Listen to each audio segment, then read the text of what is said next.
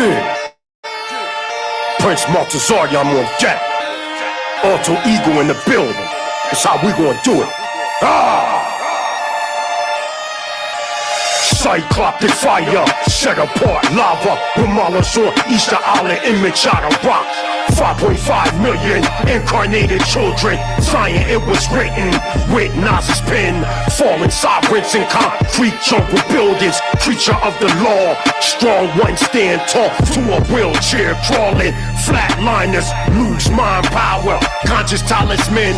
Shaman the Shaolin. Vibrational comments to Congo violence. Hip hop's rising in the B-boy stands. Uphold Yah's commandments. Breaking Thor's hammer. Dance pop locking to the show shock non-stop. Rip cats like vodka. Old school rockin' lottos. Who want the flex? Effects like DAWs. Who wanna test the best architect on record? Who want to test the Elohim and mental chest? I'm Buddha, bless the brain noodle. See the future of jewels, dropping jewels like Santana. I bang out any set, then dip, gang, gang. North Philly street slang, rearrange your frame. Fuck your dame, you paper thin niggas be lame. 2021, lions can't be tamed. Black rain, times is changing. Black rain, a vision looks strange. Black rain, strain on the brain. Must maintain the frame from going insane. Black rain, times is changing. Black rain, a vision looks strange. Black rain, strain on the brain. Must maintain the frame from going insane. I'll break your fucking jaw, I'll break your fucking jaw, I'll break your fucking jaw and on your face I leave a scar. Play Jason, take Manhattan. If he come to Philly, I'm a motherfucking smashing. Titans clashing as we bash like animal and smash. We rich, off with old rags. I'm in my bag. Too many internet dogs made tagging. I'm in the house, I challenge your consciousness. Monkey see, monkey do. Disrespect my Isha in the Hebrews. I battle Necharu and the dude to the death. Fuck being polite, I'm not your brother, you from the others. FBI undercovers, people under the stairs, underneath covers. You beneath me, my reach buck 50 features. I'm a beast, from west to east. Get body beat like Della Reese. Who shot you like Biggie? You want beef? Come get me, I bet you won't make it to any safe haven. What, you think I'm playing? I'm sharper than the sword before it's even heated or banged into its form. Like killer bees, I swore. Get stabbed with unicorn horns, plain rose-filled thorns with much pain. Israelite rain. Black rain, times is changing. Black rain, a vision looks strange. Black rain, strain on the brain. Must maintain the frame from going insane. Black rain, times is changing. Black rain, a vision looks strange. Black rain, strain on the brain. Must maintain the frame from going insane. Yeah, the mighty Hebrew in the building. Disrespect the Hebrew Israelite sovereign nation. I'm on your top. You know who you be. Disrespect my Isha. Never that. I'll sever your domes. You don't want to deal with Prince Maltazar, the alter ego. Yeah, in East Africa, Tanzania. You can't stop us. Yo.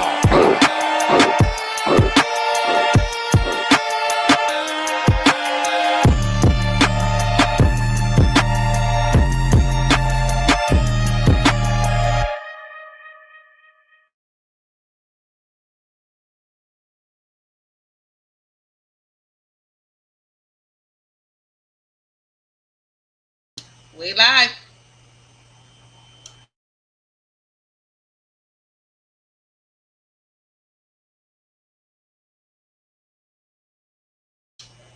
We live. Hallelujah. Let me turn this. All right. My microphone. There we go. Yeah, here. Hallelujah. Hallelujah. Giving all praise and honor to Yahweh, the supreme, eternal, powerful one of our forefathers, Abraham, Yitzchak, and Yaakov. Those striving for righteousness' sake, we say to the family, Shalom Aleichem. Giving all honors to the Hebrew Israelite sovereign nation worldwide. We live and direct. We got Dr. Bainsy Date on. We're going to be dealing with, you know, the West African Hebrew connections along with this debate, you know what I mean, that me and the brother had with Garfield Reed. I was watching Dagger Squad, Dr. Bainsy Date, and they play our dialogue with Garfield, right? But when every time it was our turn to speak, they stopped it and only played Garfield's parts. And anybody that watched this joint, I mean, this was like an open and shut case. You know, anybody after watching this ask for any more points of references or sources of references proving that we Israel, they just playing games. So you got anything to say about that, man? Unmute your mic. Unmute your mic. Well, shalom, shalom. First, giving all honor and praises unto Yahweh Kone, infinite yeah, shout out to Lion, possessor of the universe. You know, the first thing you notice how Garfield started off being very, very, very disrespectful. You know, instead of dealing with scholarship, he subliminally tried to attack, you know, characters instead of just presenting his information relative to what was asked of him, relative to what is written in the book. You know, he got personal. Okay. That's not scholarship at all. You know. Yeah. Okay.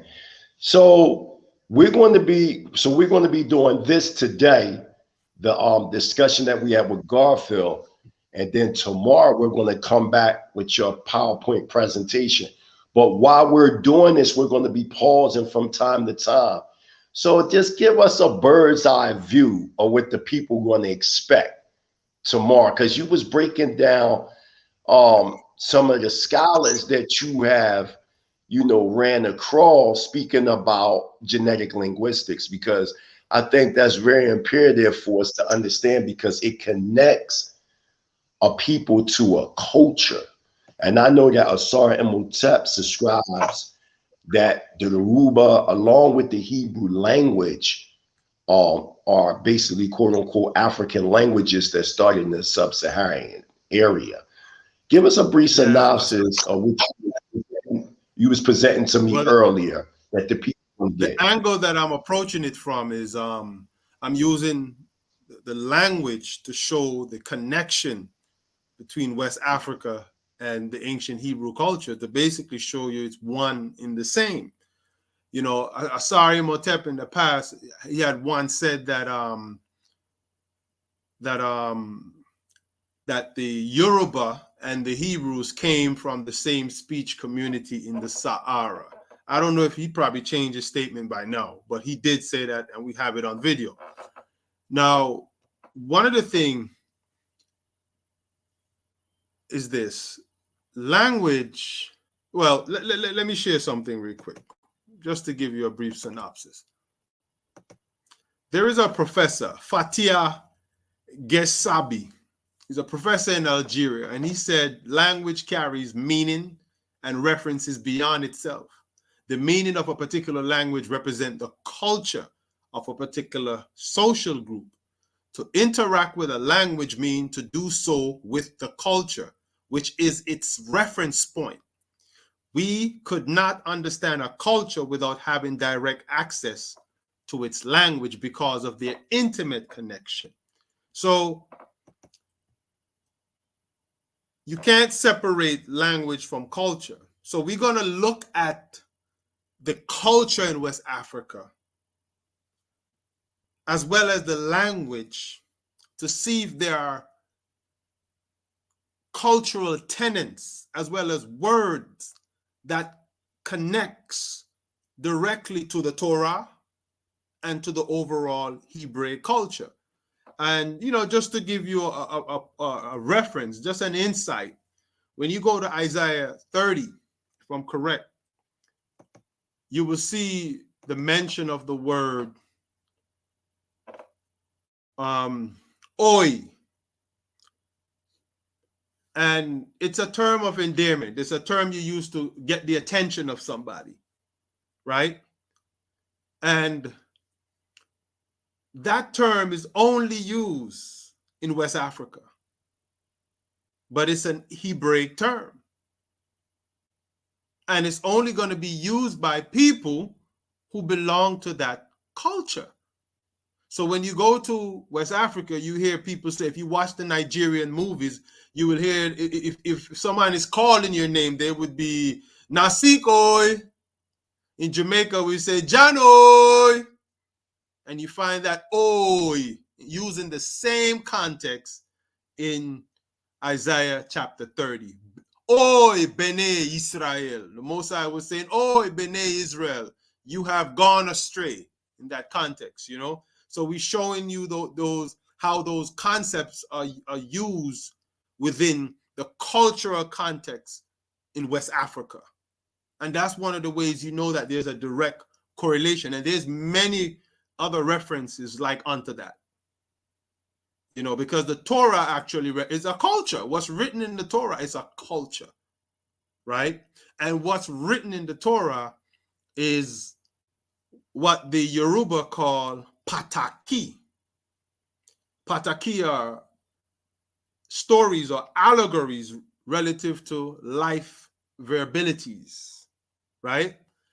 And you find that exact word in Psalms 119, verse 130. And that word is used in the same context. The word is patak.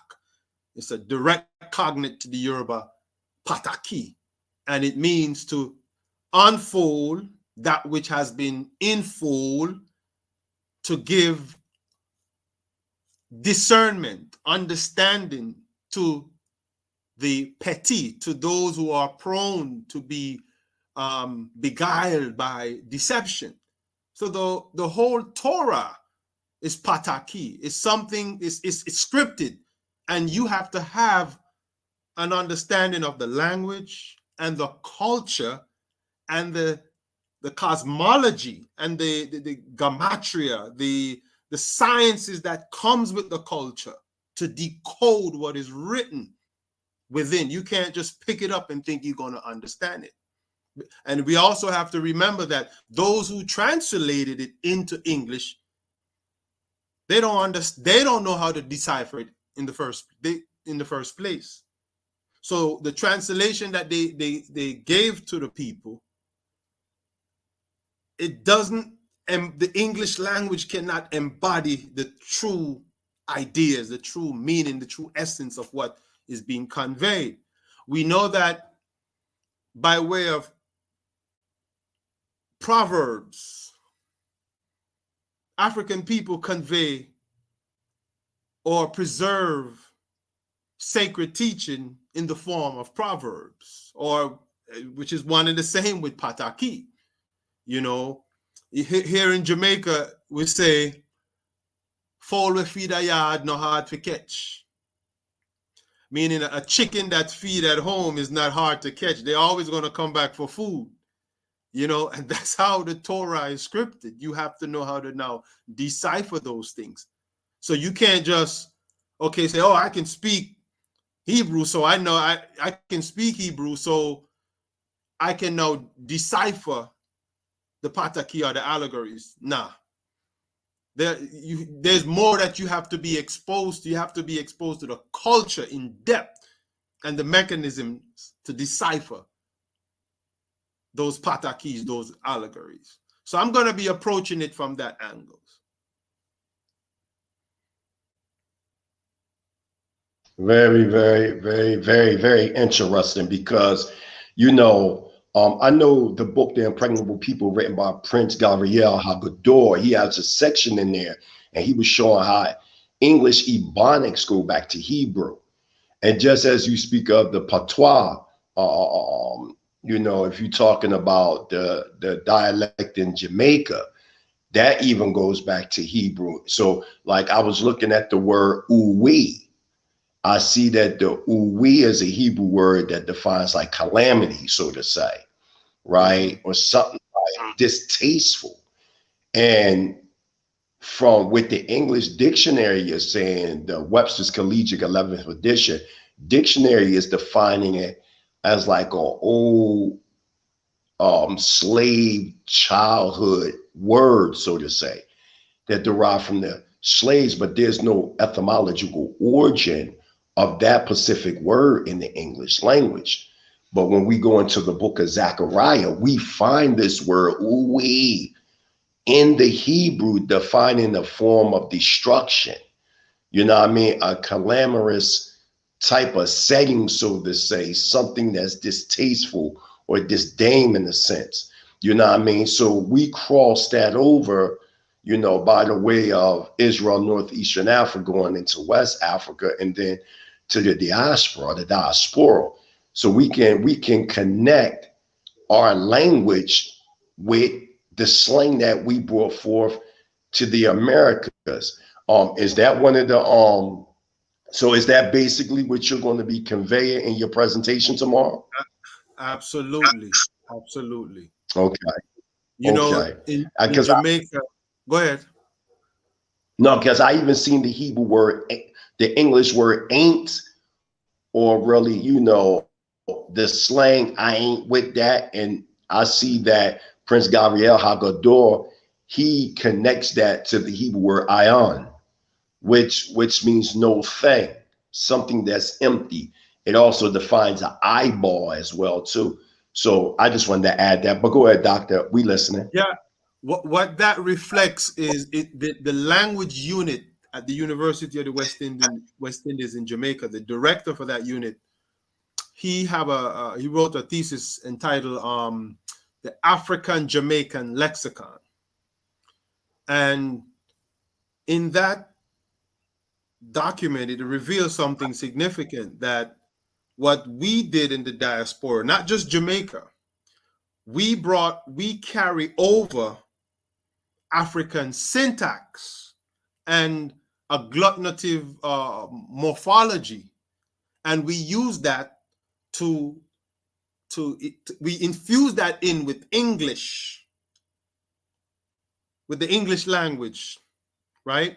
So when I speak of morphology, I'm referring to how you formulate words, right? So you take a word from another word and you condense them together to form another word, right? So, for example, in Hebrew, you can say, Ma shalom ka, how is your peace? But you can condense that word and say, Ma shimcha, right? You can condense the word. So so we carry over that same principle in our what I call African retention in the diaspora. So for instance, in Jamaica, you will hear people say wagwan. So we know that wagwan is coming from the word what and going. So condense it and you get wagwan, like what's happening? What are you doing?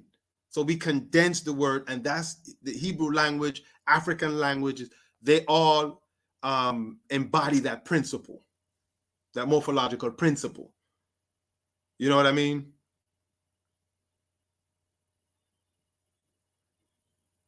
And a lot of Hebrew words are conjugated that way. Kane, absolutely. So we about to present here to the family, because we're going to do commentary. So when we tell you to stop the video, Sister Karima, at times you'll stop the video because we're going to do commentary on the video. So tonight's video that we're going to be showing is called A Discussion on Misconceptions and Misinformation of the Black Hebrew Israelites. Brother Garfield versus Prince SHAR, LAN'DIIN, the mighty Hebrew, and Dr. Baines ZD. A brief synopsis before we start this presentation we're about to show. The overall, from a 1 to 10, how do you rate this debate on the Hebrew Israelite side or their side? Your honest opinion. A question for me? Yup. I mean, it wasn't a debate because Garfield was off topic the entire time. Gang. And you know what I did love about it is how the Most High. First of all, let me give y'all a background so y'all know what's going on. So originally, y'all know I've been on Esoteric Thoughts. Give a shout out to ET, Brother Mikael over there in London, England. Shout out. You know what I'm saying? Very, very powerful brother. You know, BBC has been watching a lot of the work that I've done, by the way, Hebrew cosmogenesis, Hebrew anthropogenesis. So I'm like, you know what? I feel as though Dr. Ben Tsedek should be on there. Me and Brother Mikael was talking about it. So the objective was to have Dr. Ben Tsedek do a cosmological presentation on Hebrew esoteric thought. So when we got there, Garfield was in the building. So we like, whoa, what's this? So he was already on there with his little secret PowerPoint that he has used several times before on his previous shows on Dagger Squad. And we like, okay, so the whole narrative changed, but we was like, we don't have no PowerPoint, but what we do have is the sources. So while Dr. Ben Tsedek was breaking it down from the curses from a biochemical level and also showing post-traumatic slave syndrome through the process of falling victim to these curses, I was showing the historical primary sources and data that we were Israel. It was, that was like, it was, I'm not saying it because it was us. I'm saying he got destroyed. And it wasn't even like a landslide. It was just, it was a destruction. It was like, ooh wee, ain't that what we talking about right now? It was like, ooh wee on his behalf. So whenever Sister Karima ready to put that up, we can start the presentation. Shout out to Esoteric Thoughts. We got permission, you know what I mean, to use that, putting that live and direct, you know what I mean? And we will be going on Esoteric Thoughts again. It's supposed to be a second part. Another dialogue discussion, I think, is going to be, probably Garfield bringing another person, which will be cool, a couple other people. So we're even out, but my crazy as it. So she rewinding it. So without further ado, let's get this popping. This is Brother Garfield versus the Mighty Hebrew and Dr. Ben Tsedek last week. Hallelujah. Today we're going to be having a very open discussion with opposing views on religion and the Bible and views on cosmogenesis and anthropogenesis. And this is just going to be an open discussion, an open dialogue back and forth. So throwing it out there to everybody, just jump in. Dr. Ben, first of all, can you just start off by just giving us a brief intro as to who you are? All right, no problem. Shalom, everyone. Ekele. So that's greetings in Hebrew and Igbo. Again, my name is Rofe Ben Tsedek Magan. Magan represents healer, warrior, priest. Ben Tsedek means one who pursue higher knowledge, entrap it, decipher, and live it. I was born in Jama, Yaka, which is a Akan name, the original word that gave birth to Jamaica, an Akan term, Jama Yaka, Jamaica. I'm a herbalist. I have an integrative system where I fuse various African healing arts into one mechanism And I practice under that banner. I'm also a raw vegan chef. So a herbalist, raw vegan chef, and also a Qigong practitioner. Yeah, so that much I can say. And I also ancient Hebrew metaphysician. Prince SHAR LAN'DIIN. Shalom Bahashim Yahuwah, Hakudish Israel. Everybody worldwide know me as the Mighty Hebrew. I was appointed a prince by the late International Ambassador and Prime Minister, Prince Asiel Ben Israel. I'm the founder of Hebrew Cosmogenesis, Hebrew Anthropogenesis, Archaic Antediluvian Hebrew Symbolism, the Mighty Hebrew University, the Mighty Hebrew Israelite Sovereign Nationalistic Research Team, and a host of other things. Me and my family, we repatriated back to Africa in 2021. So we live in 2 locations. We live in Tanzania, East Africa, and we also live in Dimona, Israel, Northeastern Africa. I was an understudy of Nasik Eliashiv Ben Yahuda and saw Dr. Kazriel Ben Yahuda and the late Prince Dr. Shaliah Ben Yahuda of the School of the Prophets Institute at Dimona, Israel, Northeastern Africa.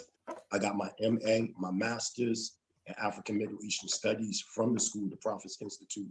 And I also have my MA in Divine Hebraic Fundamentalism under Nasik El Ram Ben Yahuda, which is one of the Nasikim of the Kingdom of Yah, Dimona, Israel, which helped me shape the Mighty Hebrew University. Thank you. And last but not least, Garfield. Peace. Everybody know me as Brother Garfield. I'm the author of Misconceptions and Misinformation by the Black Hebrew Israelites, Volume 1. Amazon #1 bestseller. And I'm basically a researcher. I don't have the accolades like the brothers before that I spoke before, but I'm here as a researcher, and I'm here to basically get better understanding of where these brothers are coming from. And let's agree to disagree and be disagreeable, you know, and in the proper way how Africans know how to do it. All right, but that's where I'll start at. Oh, Brother Garfield podcast is my channel on YouTube, and you could catch me on SHAR Studios at times. All right. So let's start off with Rofe. Are you familiar with Garfield's book? I have never read Garfield's book, but I've heard of it. From what you've heard, what have you heard? Just misconceptions. That's all. But in terms of details, nothing at all. Garfield, can you give a 30-second synopsis of your book? Well, pretty much the misconceptions of the book is basically a misunderstanding that I think that's been spread throughout the world regarding Hebrews and being Black and Israelites and being descendants and Deuteronomy 28 and just pushing out wrong information about the biblical text. Because I don't look at the biblical text as just theology. There is stuff in there that you could confirm in history and through archaeology. So I think what people do is they pay attention more to a theological part instead of looking at the historical part. So they misunderstand the stories and try to act like the stories are referring to us in a modern day time in the West, which I think they're actually totally incorrect on. But this book actually is very in line with academia. And I do want to talk about academia too, because I've heard the charges by Prince, by Mighty Hebrew, and I heard what my brother said on SHAR. So we're going to deal with scholarship and how people deal with scholarship and academia and how people deal with Eurocentric lens. That's why I made sure I had these on today, because these are some Eurocentric lens. So we're going to deal with all of that today, and we're going to have some fun. But my book is basically to let people look at the Bible and have a better understanding of where they're coming from. That's all.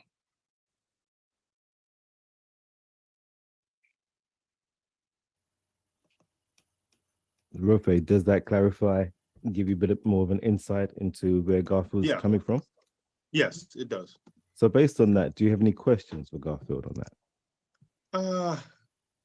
Well, I would rather Garfield just extract a quote from the book, like share an example of particular misconception, and then I can respond appropriately to that.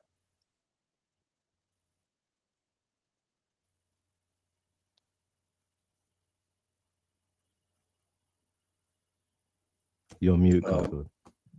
While he's doing that, is it okay if I come in and just give 30 seconds? Of course. I have read quite a bit of excerpts from Garfield's book. I've been following Garfield since I got introduced, crazy as it is, but not crazy, through my email, through my mother. Her and Garfield would exchange information through Facebook. So that's how I got in contact with Garfield. One of the things that I can say about Garfield Reed's book, it's well scholarly put, yes. His approach method is more or less coming at the One West mainstream Israelites. So, you know, sometimes the banner of One West can overshadow the whole Hebrew Israelite body, so to say. So we're coming by the way of the African Hebrew Israelites of Jerusalem that was founded by the late Ben Ami, the late Prince Asiel Ben Israel, and the late Prince Dr. Shaliat Ben Yahuda. So I think this approach is going to be very different because of the African Edenic background that we have in our own scholarship body. That's all. Yeah, pretty much what I do is I basically I don't really quote a lot of scriptures in the book. I basically look at things from a historical and archaeological basis. For example, I have a chapter called "The Lost Tribes Have Been Found," and this might be more of a universal comment regarding as far as the lost tribe, because most of us who claim to be African and Israelites, whether it's from Dimona or so forth, they do connect somehow with being people being lost tribes. And what I did with that chapter is clear that notion up, that it's basically a myth that's been blown out of proportion. I don't think any one left in the 8th century BC and ended up in the West, in the Americas. I don't think Deuteronomy 28 applies to the people in Jamaica, in the Caribbean, in America. I think it's a flawed argument that's not based on anything factual. It's just based on faith. So if somebody wants to be an Israelite based on faith, that's fine. Anybody could do that. I could do that right now. But to go around and basically perpetrate this fraud, which I think it is, that we are part of some prophecy that was written allegedly. We don't even know when it was written, who wrote it, but we're saying it applies to us. It's just a game that in 2022, nobody, and I absolutely mean nobody, should be playing with Black folks at all. And my challenge is, I heard Mighty Hebrew make this statement, and he has to account for this, in that Garfield, somebody had a screenshot one day, he made a comment about me. And he keeps going around saying Garfield is using Eurocentric scholars.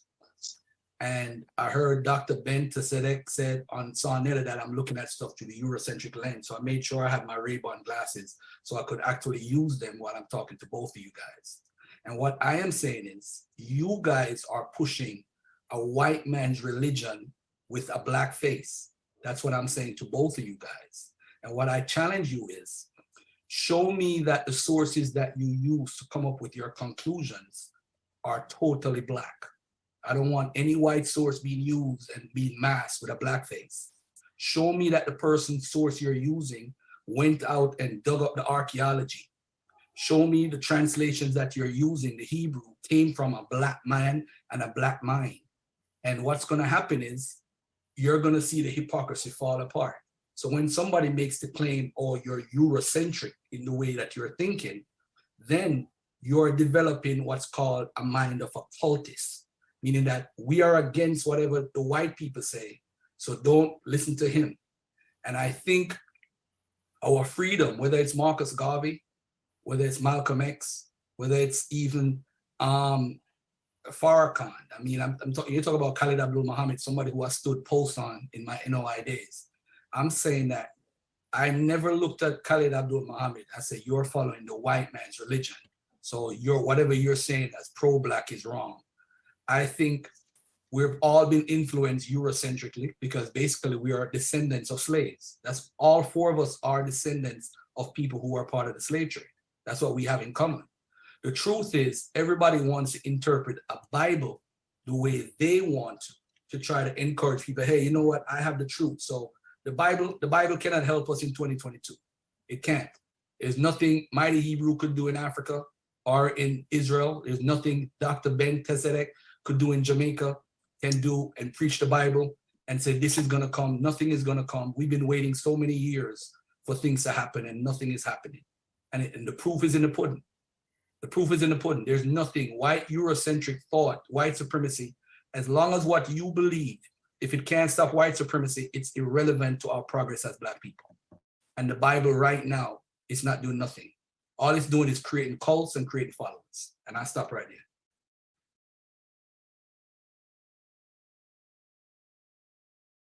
there. Okay.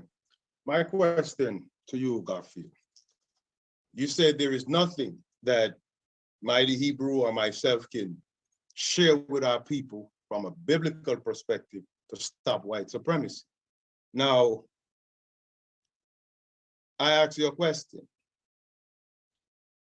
and you can answer this within, well, don't have to be extensive. What do you mean by stopping white supremacy? White supremacy is basically, no, my whole thing is this. If we walk down the streets, and by the way, Mighty Hebrew is smart to move to Tanzania because he knows if he stays in America, white supremacy plays a major role here more than in Tanzania because he's around more of his quote unquote people. If any four of us right now would go to New Zealand, we would be treated as horrible as possible because of the color of our skin. We would not be treated the same way as somebody who's quote unquote white. So teaching the Bible, what is it really doing though? It can't stop white supremacy. It serves no purpose. What we're doing is trying to get Black people to join a wait and see program. We are waiting, just like how the Christians have us waiting for 2,000 years for something special to happen. And when it doesn't happen, what's going to happen? We're all going to die and nothing is going to happen. So you preaching the Bible or Mighty Hebrew preaching it does nothing for us.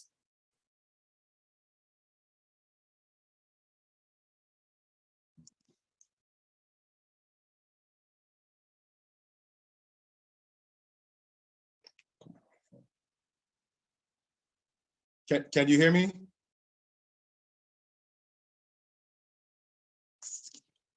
Can anybody hear me? Yes, we can hear you. All right. Like So it went out. okay, yeah, it did. Like, but now I can hear it. I can hear it too now. Okay, so here's my next. I understand. Now, you use the term wait and see. There is nothing that Mighty Hebrew teaches or that I teaches coming from the Tanakh or the Torah that deals with wait and see. I'm an herbalist, and I ain't gonna tell you to wait on somebody coming out the sky or none of those concepts. I'm gonna give you practical, tangible things to do to correct your issues. And I base that on the very language Hebrew. Everything about the language, the 22 letters, 22 amino acids, that's something you can prove. It's scientific, it's practical. There's no wait and see. That wait and see is what Caucasian taught us. Within the Hebraic or the African mindset, but Ibare, it's practical, tangible. So I'm gonna give you one example of what I teach. Now, this brother is not coming from the Torah. He doesn't go to church, he doesn't profess none of these things. His name is Dr. Sirius B. And he's well respected. He's a scientist, master musician, right? He's a herbalist too. And he made reference to 6,000 years ago, in which he said, in Kemet, the cat was domesticated. But he said, within the cat intestine develops a virus known as toxoplasma. And the toxoplasma, when the cat defecates, the toxoplasma produce a pheromone that attract rats. Once the rat consume the toxoplasma or the excrement, the toxoplasma then makes its way to the amygdala, which sits behind the nose. The amygdala deals with flight, fight, your ability to sense danger, your survival imperative, sex, wants, desire.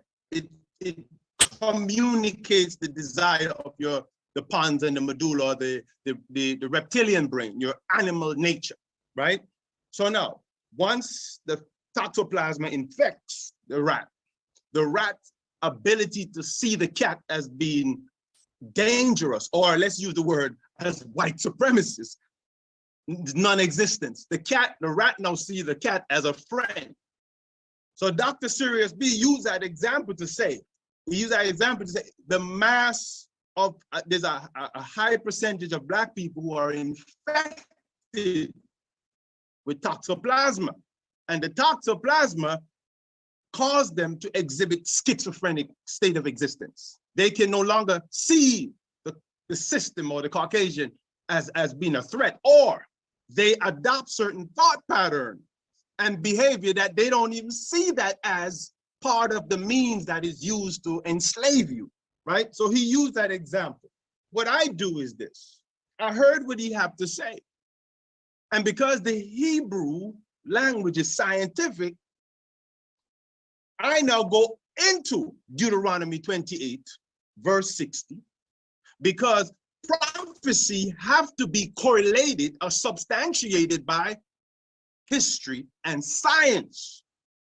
So since Deuteronomy is purported as the prophecy pertaining to what will happen to a particular melanated people, I have to now go in and make the correlation. So when I go in to Deuteronomy 28, verse 60, it says the plagues of Egypt will cling on to you. Now, when I look up the term plague, the word there is daber, and it's related to the word dabar, which means a thing, or it can mean a created thing. And cling on to you is the word dabak, also in the sense of mitosis. So when I look at that, and I look at the condition in Africa, I look at the condition of our people in Jamaica, and the high percentage of our people that are suffering with viral infection, not just toxoplasma, H. pylori, and a number of others that occupy their endocrine system, the limbic system, and control or cause them to crave things that are adverse to cognition and healthy lifestyle, or to the things that we need to engage in to free ourselves. So I'm able to now go into Deuteronomy 28 and 60 and make a correlation with that prophecy with exactly what Dr. Sirius B was breaking down. It's referring to these viral infection or these pathogenic overload that we have in our biochemistry. Because if you look around you, most places you go today, cats saturates those environments. But it's not just cats.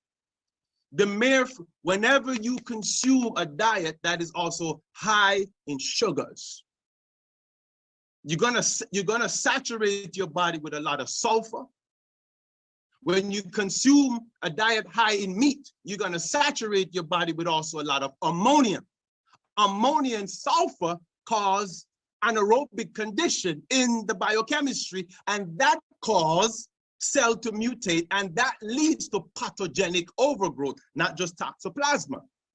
And these pathogens now hijack your thoughts, your behavior, and cause you to exhibit a captive state of mind. So when you look at you melanin people from Nigeria to Jamaica, Look at our plates. Look at the food that we eat. Saturated sugars and animal flesh. So there is a lifestyle that came about because of our degeneracy from laws that deals with nutrition that cause us now to develop these pathogens within or create the acidic condition within our biochemistry to attract even pathogens that existed externally. But it's not just that. The very system of white supremacy engage us in biological warfare. They create viruses and race-specific pathogens to infect us. And these pathogens go and control our amygdala and cause us to be trapped in what is called animalistic behavior or flight or fight response. We're always in survival mode. So I just wanted to make that correlation. So when you read Deuteronomy 28, verse 60, it says these plagues or these created things, Deber, Dabak, will cling on to you. And we witness that. We are witnessing that today. We have high cases of lifestyle-related disease. Absolutely, absolutely. Let me, okay, go ahead. No, Hey, no, go ahead. you want me to go, Mighty Hebrew? I think Yeah, you got to can put go a clock. ahead. I think you got to put a clock on Yeah. everybody, bro, because my Yeah, brother you can- ranted you for can go 12 ahead. minutes. 12 minutes, and I don't want to rant for 12 minutes. I Yeah, don't think that's I'm fair. gonna restrict the responses to 3 minutes. All right, cool. All right. Okay. All right, let me- Well, let's do this. Since Dr. Bain Zadig went 12 minutes, let Garfield go until he's finished his story. Then you start with me 3 minutes, and we keep going 3 minutes down the line. Great. Okay. All right. Cool. Hey, let me say this first of all, and I don't believe not one word Dr. Ben just said. It was a bunch of gibberish, and this is the problem. And if I try to fact check him, I'm listening to the white man. This is what's ruining our community. Everybody is a leader. They want to teach. I support you saying the diet. I do agree Black folks need to cut out certain foods, and we need to eat better as a people. I don't need a Bible to tell me that. I'm a grown-ass man. I think what you're doing is you're attaching everything to the Hebrew Bible because you are basically a part of the cultic white mind. That's the white mind you need to worry about, building cults through the Bible. You're having what's called a Jim Jones moment. You serve no purpose for humanity outside of what you teach regarding health, which I don't know about because I don't trust nothing you're saying. You just said that this crazy guy, Sirius B, is a great mind. Based off of who? Who would listen to a guy who's talking about cats in Egypt without research to back it up? And this is what we do on social media. We could come on and spew and try to sound intelligent. Oh, 6,000 years ago, the cats were domesticated in toxoplasma, and it attracts the rat and try to, you're not deep, bro. It's a bunch of gibberish. And this is what I hate about what Black folks do. All you need to do is put a plan together so we could overcome this struggle. In Jamaica right now, 28 families control over 80% of the wealth. What are you doing to overthrow that while you're in Jamaica, hiding in a damn corner in Mandeville? What are you doing to topple white supremacy in Jamaica? Our people are bleaching their skin to be white because they hate being Black. That's a bigger problem than reading Deuteronomy 28. And Deuteronomy 28, sir, is not even a prophecy. It's not, this is the lie that you are going around teaching our people, bro, and talking about how Deuteronomy 28 is a prophecy. It is not a prophecy. It's basically a condition. This is what allegedly Moses wrote it. He's basically telling us, if you don't follow this, this is going to happen to you. So you're telling me for over 3,000 years, Black people who are Israelites have been living under curses, and you want us in 2022 to follow that garbage? That's crazy. No, Deuteronomy 28, no matter what it says though, a lot of it has to do with actually people living in the land. If you're not aware, I could pull up the scriptures myself and read it. But the issue here is, I never once said that systematic white supremacy or white supremacy is not a problem. But you basically said that. But you reading Hebrew can't save us? Well, so if the police stop me down the Black esoteric, You gonna tell him, hey, I know Deuteronomy 28, bro. Don't beat me, don't kill me, because I know Deuteronomy 28. He gonna beat you in the head. That's why I gave the example of us all going to New Zealand, because we have the same shade. Our skin color is pretty much the same. We're going to be mistreated based off the color of our skin. But what you're leaving out, buddy, is that all of this traces back to your filthy book you call the Bible. If that Noah story with Ham wasn't misinterpreted by Eastern Christians, by Jews in the Talmud or whatever they're writing in, talking about we are cursed with our noses big and thick lips, and we are cursed dark, and we have big long donkey dicks and all this craziness. If the Arabs never used that book and said that we are Kush, all black people in Africa is Kush, the trans-Saharan slave trade possibly wouldn't have happened. That's over 20 to 30 million people. Now, when the Portuguese saw black people in West Africa, they said, hey, look, the Muslims call them Kush and they're cursed. So they thought that enslaving black people was the right thing to do based off of that filthy book you're trying to let black people follow. So don't tell me about no Hebrew. I don't need to read no Hebrew because it can't save me when I'm on the street. It can't pay my bills. It can't do nothing for me. If we're going to have a united front as black people, we need to come up with a plan that defeats and overthrow white supremacy fully.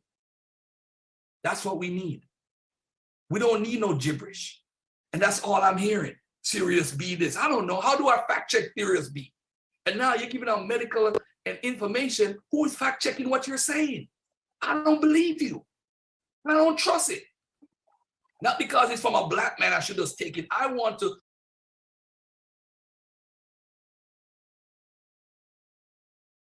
I mean, y'all don't want to say anything?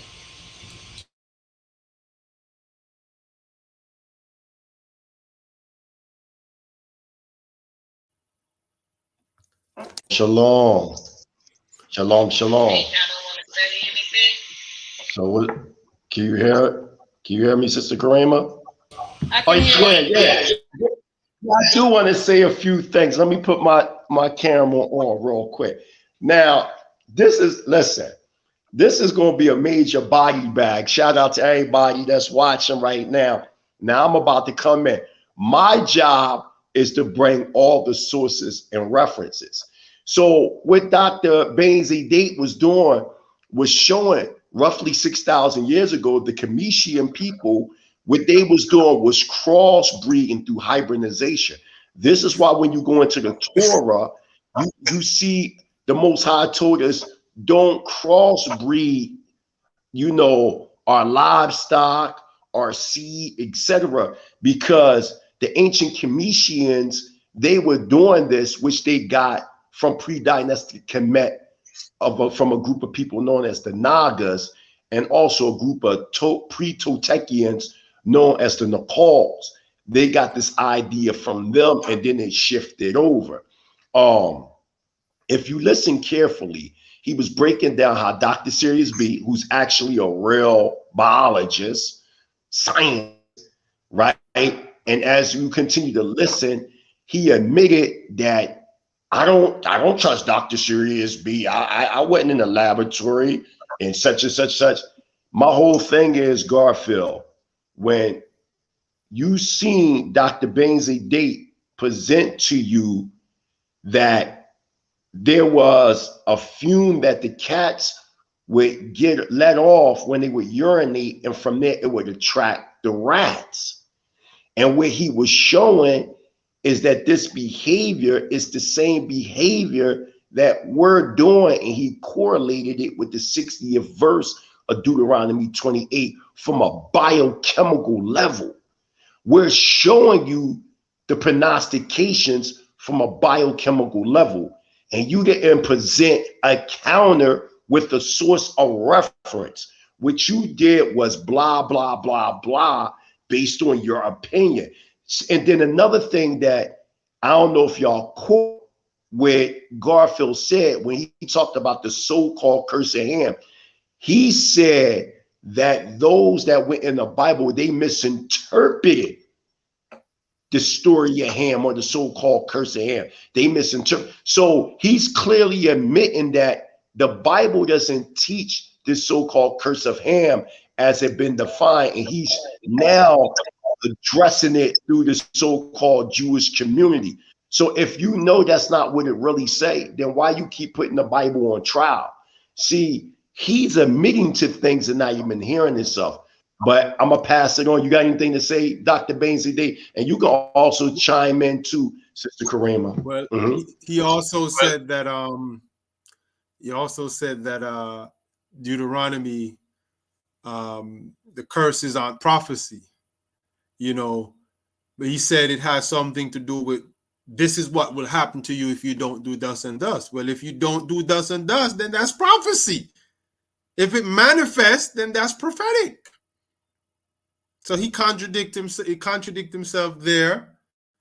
And, you know, yeah, he contradicted himself, right, when he made that statement, you know. And at the same time, too, now, see, there's no way you can overlook the issue of nutrition and health.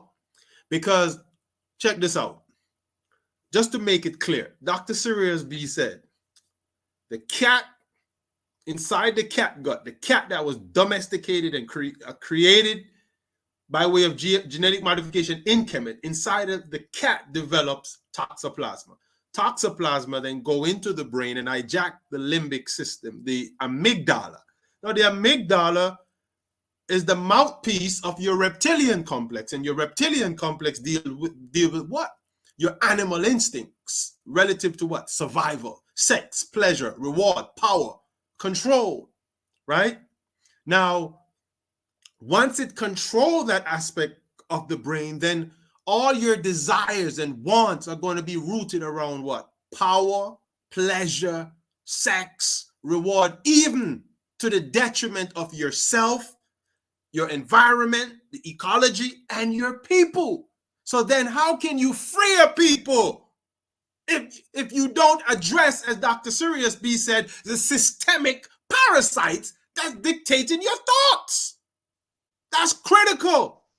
So Deuteronomy 28, verse 60 is saying, these plagues will stick to you. Dabak, the word dabak, it infers mitosis. These things are going to multiply within you.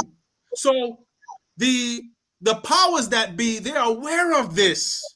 So they unleash, Dr. Sirius B present evidence that they systematically target us with these cats and other bioweapons that we are aware of. You know what I mean? So that's not something you overlook. And clearly that's what he's doing because again, that's not his field. He has no knowledge of that. That's exactly. Yeah, that's exactly what I noticed. I think that he's not well studied in that, so he's trying to brush it off, and then he try to just assault you. You with the same information he been talking about, but I don't think he even heard what you was saying. It went over his head. Gang. We're going to continue on. Let's get back to it. Hallelujah. Go to a lab with a physician or a researcher and research everything that you're saying, because I don't believe you. I don't trust you. Anybody that's trying to push Deuteronomy 28 and the Bible to us is no good for black people. I'm telling you that straight up. I don't care who it is. It could be my father. It ain't no good for black people. And this is the problem. I'm looking at it from a black man lens who lives in America, who could be stopped any day on the street corners for just walking around being the dark-skinned guy. That can't save nothing for black people. I don't care. That's why Mighty Hebrew moved to Africa. You know what time it is in America?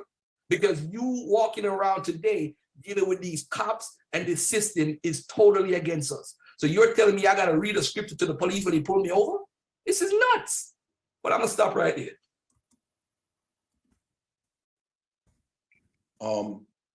A brief intermission, not to run the show, because both of y'all said some real interesting factors, and I want to chime in. But first, since it's Esoteric Thought Show, would you like to say anything before I make bring forth my brief commentary? No, continue the flow. Go for it, Prince LAN'DIIN. Bringing forth order, giving all praise and honor to Yahweh and so the supreme, intelligent, powerful one of our forefathers, Abraham, Yitzchak, and Yaakov. Since we running with a 3-minute thing, I don't want this to be a debate because, like, you know, we talked earlier, we want everybody to get the bird's eye view. But the late Ben Ami said something very imperative. He said, truth has the inherited power to produce the promised effect. So I always heard him say that. And when you look at those, such as the late Prince Asiel ben Israel, and you see this is just one man in our community that has established things we've been waiting for. One might say, why are you bringing this up, Prince LAN'DIIN, the mighty Hebrew? Because one of the comments that Brother Garfield Reed was saying was about the concept of a wishful thinking of hope, so to say, of waiting. We're Hebrew Israelite sovereign nationals. We understand that we are God, okay? So having that understanding, we wait for nothing. Our whole understanding of what is defined in Tanakh is either based on 2 fundamental factors, Hebrew cosmogenesis or Hebrew anthropogenesis. So to really have a dialogue with us, you have to understand the thought process that we're coming. Now, I understand you've dealt with many people that have the wishful thinking based on a religiosity of coming into Hebrew thought. Where we at? I want to read 2 scholars. I want to read something from Dr. Yosef A.A. ben Yochanan. Can you say it for me? Because I can't see it. Because your esoteric thoughts. 1 minute left. 1 minute left. Okay.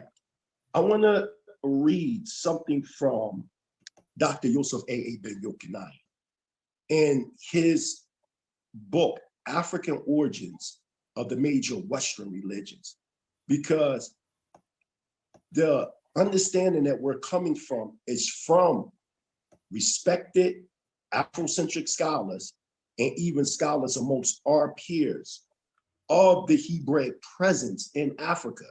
Now, remind the listening audience, we're not them Hebrews that believe that all the slaves that came on the slave ships were Hebrews. There were other indigenous tribes that were not Hebrews that were also on them slave ships. So let me just read this to you real fast, and then I'm gonna stop it and pass it to Baines today. I just want to read the quotation, and that's it. I know I might be just a little over time. It says, in North Africa, just before the period of Christianity's legal entry into Rome, due to Constantine the Great's conversion in the 4th century, there were many Hebrew tribes that were of indigenous African, the so-called Negroes, origin. It says, these African Jews, as all other Romanized Africans of this era, were caught in a rebellion in Cyrene during 115 CE against Rome, Roman imperialism and colonialism. This rebellion also marked the beginning of a mass Jewish, meaning Israelite, Hebrew, migration southward into Sudan or West Africa, along the way of the city of Air and into the countries of Futa Jalan in Senegal or Senegambia, which lie below the parabolic curve of the Niger River's most northern reaches, where the city of Timbuktu, Mali, presently stands. These Jews were were divided into 2 main groups and took separate directions further southward into West and Central West Africa. One group joined the Fulanis of Futa Jalan, from whom the present population of indigenous Africans of Borni and Kamen in Nigeria inherit their Hebrew traditions. This indigenous African Jewish penetration from North Africa into Sudan, West Africa, even reached the borders of Lake Chad in Central Africa. So I want to stop there. So we have Dr. Yosef A.A. Ben Yochanayan, a respected Afrocentric scholar worldwide in the Black communities, letting us know that there was indigenous African Hebrews that migrated from Northeastern Africa, miscalled the Middle East, into West Africa and amalgamated with the indigenous population of that area. Having that in retrospect and understanding, it is clear that it is possible that there were tribes in West Africa that had Hebrew blood in their veins, and even an amalgamation of Hebrews with these indigenous tribes that went into the transatlantic slave. Excuse me. Transatlantic slave trade. So I just wanted to put some historical value, because we're all quoting. Well, I'm the one that actually really quoted something first. So I'm laying a foundation. And what I'm going to do, I'm going to let them two dialogue. But every time it's my turn, I'm going to bring a historical reference from an Afrocentric scholar, verifying what we're saying. So as he's breaking down what he's breaking down, I'm going to break down the historical chronology that there are Hebrews in West Africa. There are not converts. How much time he used, bro? How much time did the Hebrews people? So that's 6.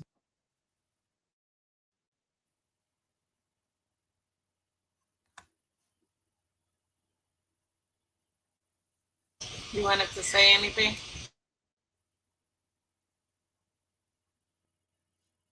I do want to say something.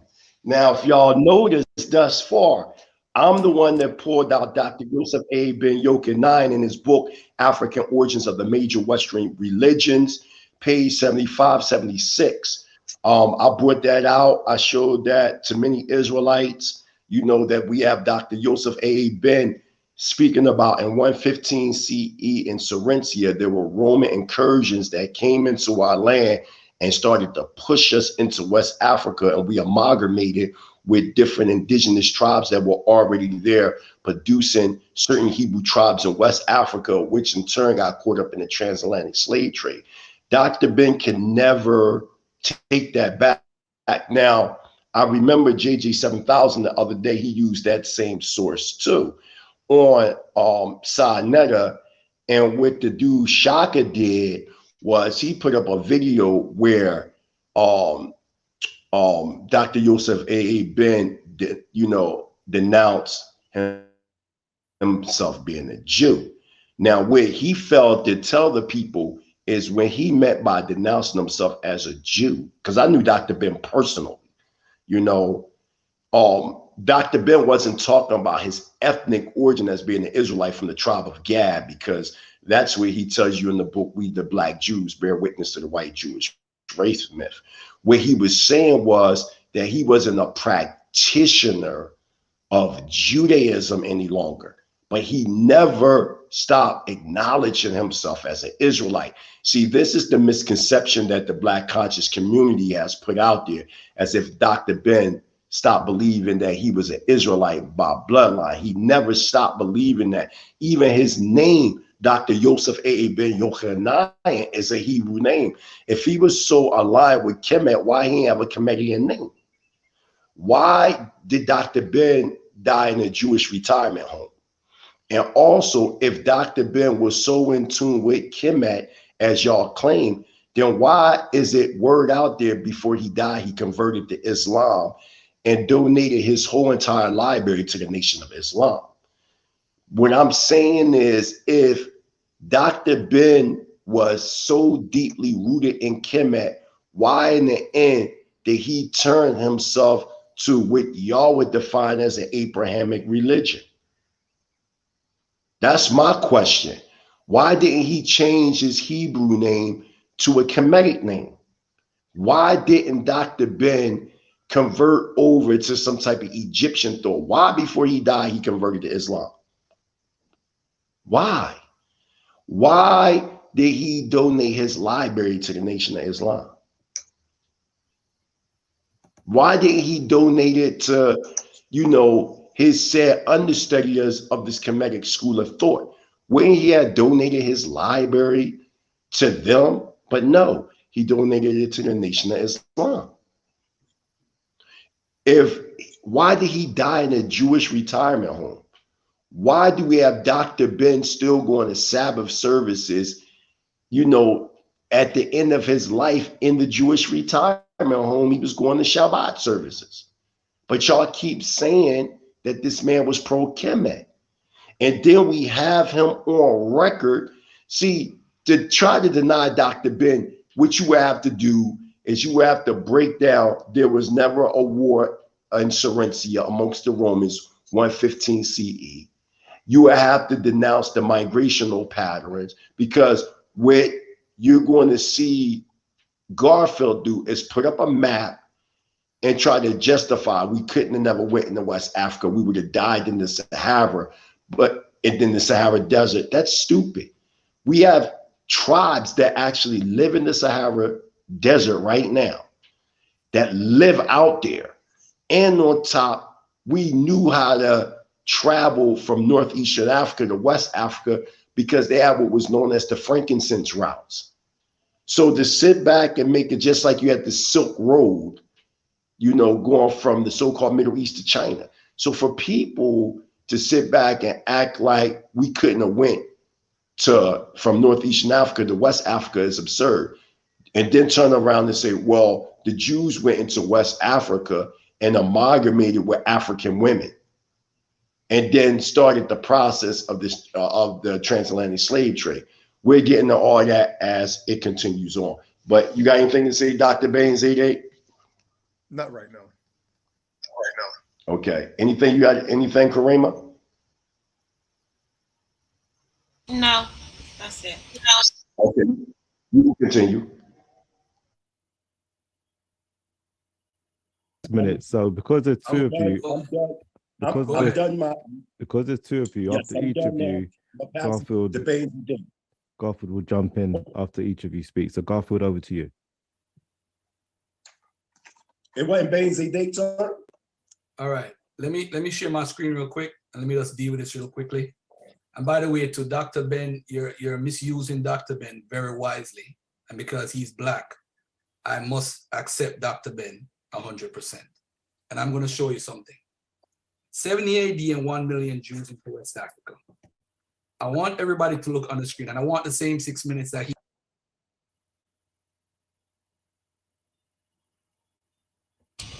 Wasn't it his turn? I don't know. He got. All right. Now, this is what Roman Empire looked like. This is Mauritania, which is now Morocco, Namibia, Africa, which is Tunisia, Cyrenaica, Egypt, and parts of Sudan. This is where the Roman Empire control, all the way up to where Germany is, Greece, whatever, right? Now, this is from the only person who lived in the time period of 70 AD and was a historian was actually Josephus. There was no other historian alive at the time that documented this, who lived during the time of the war. So as far as a primary source, he's the best guy for the job. He talks about how many people were actually taken. He actually said, look how many people died. The whole siege was 1,100,000, which is 1.1 million. This is where this whole 1 million thing starts from. 97,000 were taken to Cyrene. This is Roman province of Judea, because it included Idumea at the time, and it included all the way up to Galilee. So it wasn't the ancient Judah that we know about in the Bible. Judea was somewhere much larger, Roman Judea. Now, this is the source, the Jewish revolts against Rome, AD 6135. And this is my white lens, James J. Bloom. He's the author, the scholar. Talks about the Masada. They committed a suicide in 73 AD. The Jews rather kill themselves than be slaves to the Romans, right? Now, they committed suicide. I'm not even going to read everything here. Y'all could screenshot this when it's shown and everything, all right? But the issue now is the Sicarii who committed suicide, they went to Cyrene where these 97,000 were. Remember the 97,000 right here?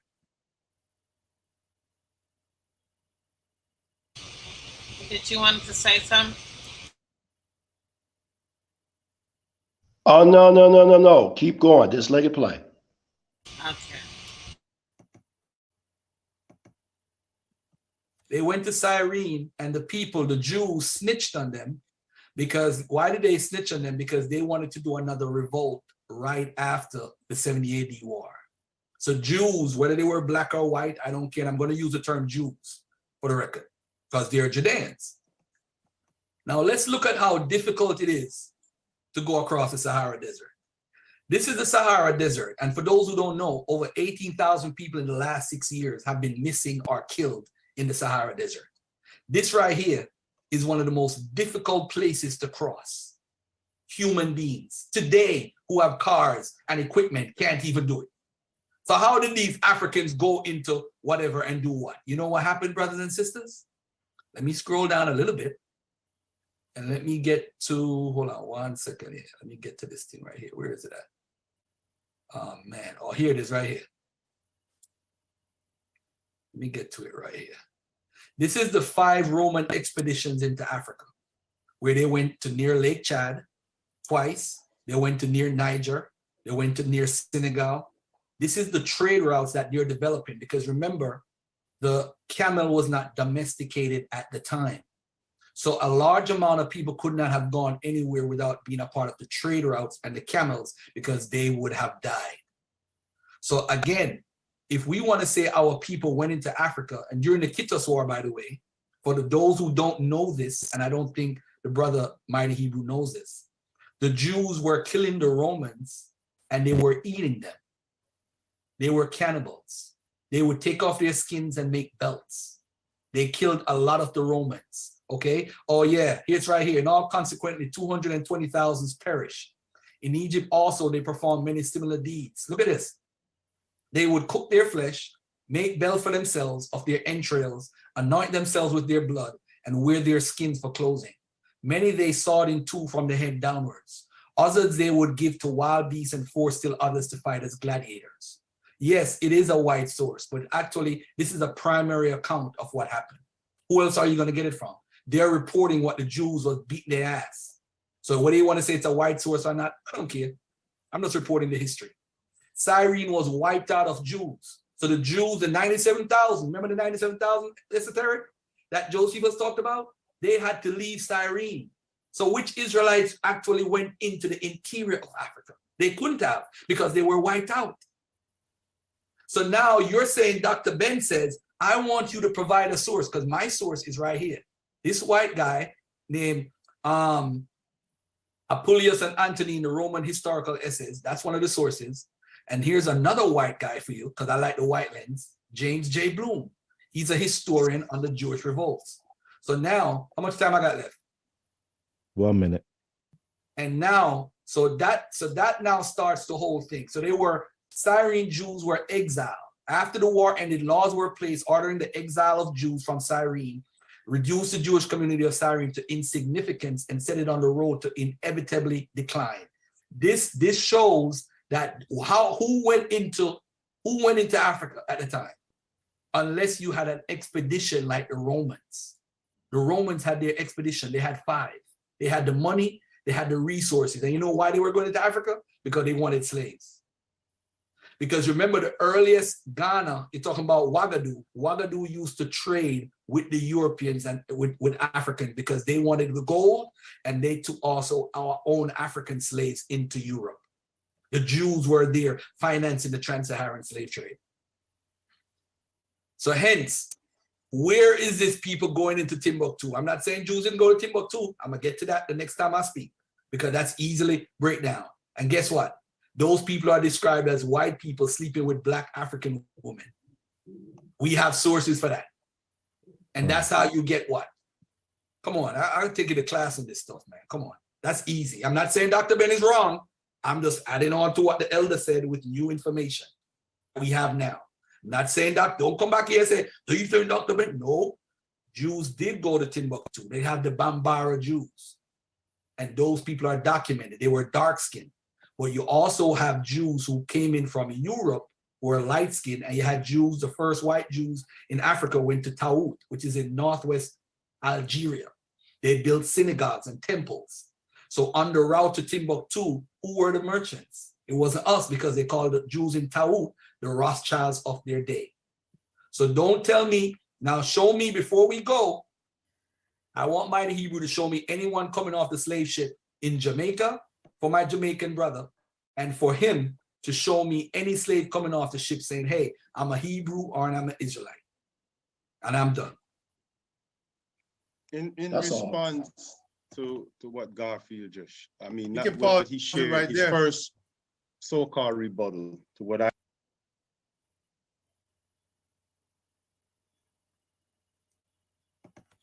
Now, Zeke. Gang, Dr. Bang. Let me ask you a question, right? Now, What's up, yo?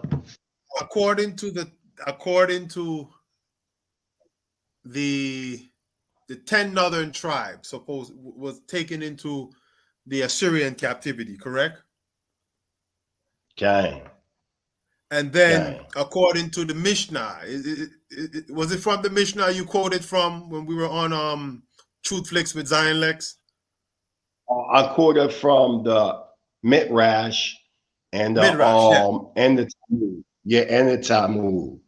It says that the 10 northern tribe was exiled beyond the rivers of Cush in Nubia in Africa. That's a correct? fact. That's a fact. So he's talking about supposedly Judah. Right. He's not talking about the 10 northern tribe. All right. The other thing to that is the 10 northern tribe never returned back to the land during when Judah returned back from the Babylonian captivity, correct? Correct. All right. They But just scattered. also, They scatter. They scatter all throughout Africa. Correct. All right. The other thing is, Okay. we know that Edom was impersonating Judah. Okay. So these Jews that are being mentioned seems to be the impersonators, the Greco-Roman converts. Yeah, because when you go into I believe the 50th chapter of the book of, if I'm not mistaken, Ezekiel, one of them, it was talking about how we went into the Babylonian captivity, but Edom also went into the Babylonian captivity.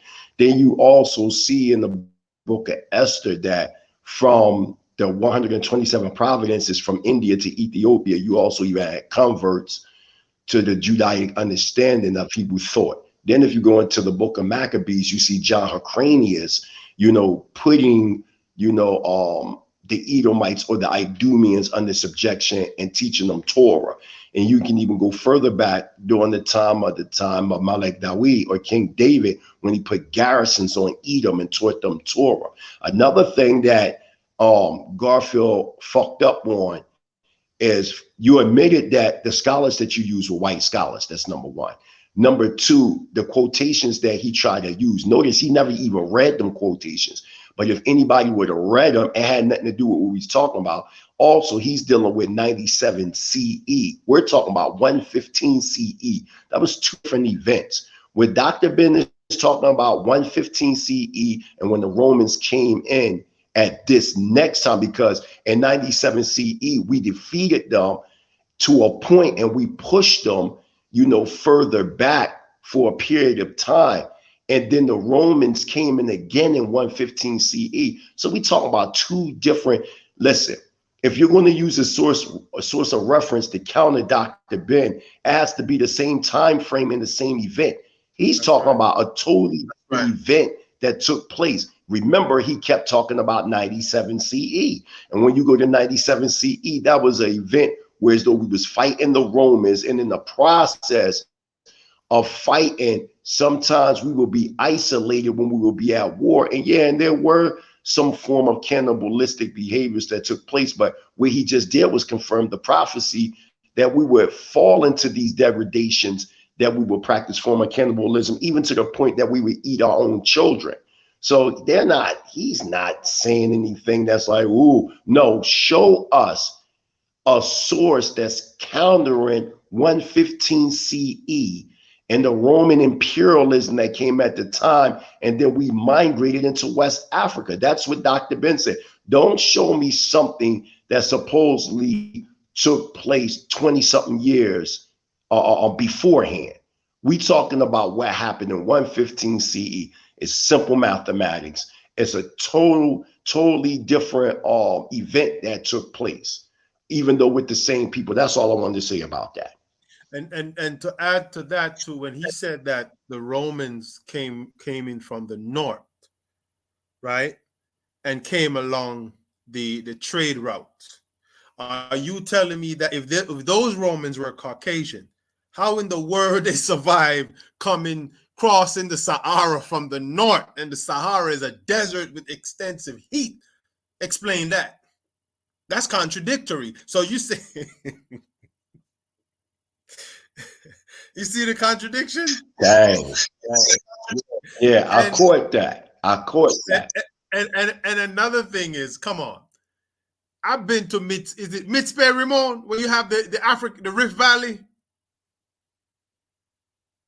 Or Arad. Mitzpe Ramon or Arad, right? Okay. I don't know. I think is it Mitzpe Ramon, but you have the African Rift Valley that stretches from Mitzpe Ramon all the way down into Uganda and Kenya, correct? Into Kenya, correct?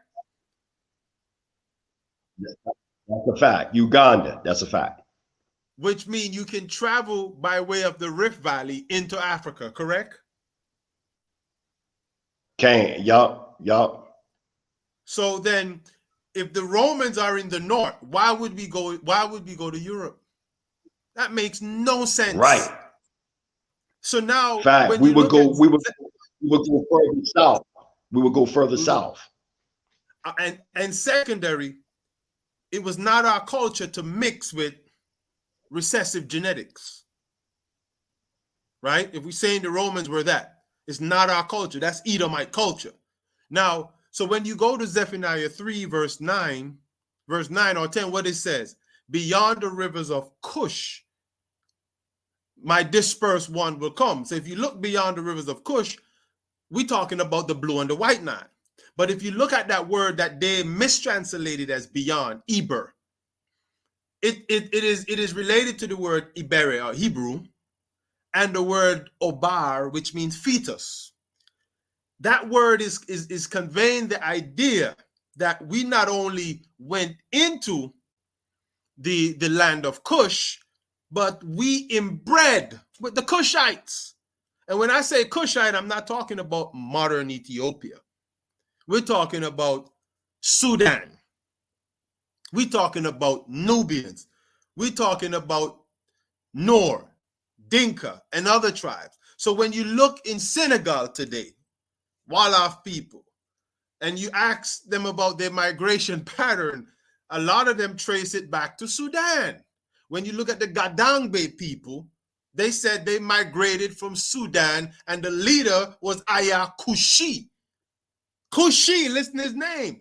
So that prophecy saying we not only went into beyond the land of Cush, but we also interbred with Cush. And that's a means to what? Strengthen our bloodline and to protect our eumelanin, because that eumelanin is part of our spiritual power. In no way would we go into Europe predominant to weaken our spiritual power or critical aspect of our spiritual power or eumelanin. We would have gone south. And south was difficult for those Europeans to penetrate until the transatlantic slave trade, because they couldn't survive the terrain, the heat, and other elemental factors.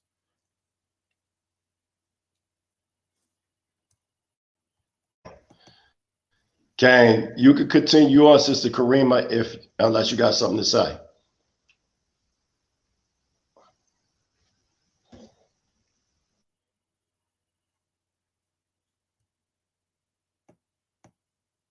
I offered, right? The first thing he said, he never responded to the information I presented. He just classified everything as garbage. Now, a true scholar, a true researcher, a true scientist will never do that. Secondly, you label Dr. Sirius B as crazy. You don't know the brother. You don't know his body of work. You don't know the fruits of his mastery as an herbalist and the results he have gotten within the Black community. He's featured a lot on Black Magic YouTube channel and well respected. He get results. I would never come out and just utter certain words against certain individuals who getting certain results. You have not addressed anything that he presented. If you wanted facts, information relative to toxoplasm, he's not speculating. He's a scientist. He goes to the lab. He investigates these things. He said it, and he gives you references to authenticate this. Now, I'm going to stick to my point. Reference to prophecy, science, and history. All I am looking at is the behavior of a people and how that is tied to their diet. Not just diet. Diet is also your environment. Diet is also the fact that you're living in a white supremacist system that is targeting us with biological warfare by the way of pathogens. We know that. We saw that with COVID, right? So the only reason I'm mentioning Deuteronomy 28 verse 60, because there's a prophecy pertaining to a people who will succumb to certain created man-made plagues that will cling to them, multiply with them by way of mitosis. That's what that word dabak is saying.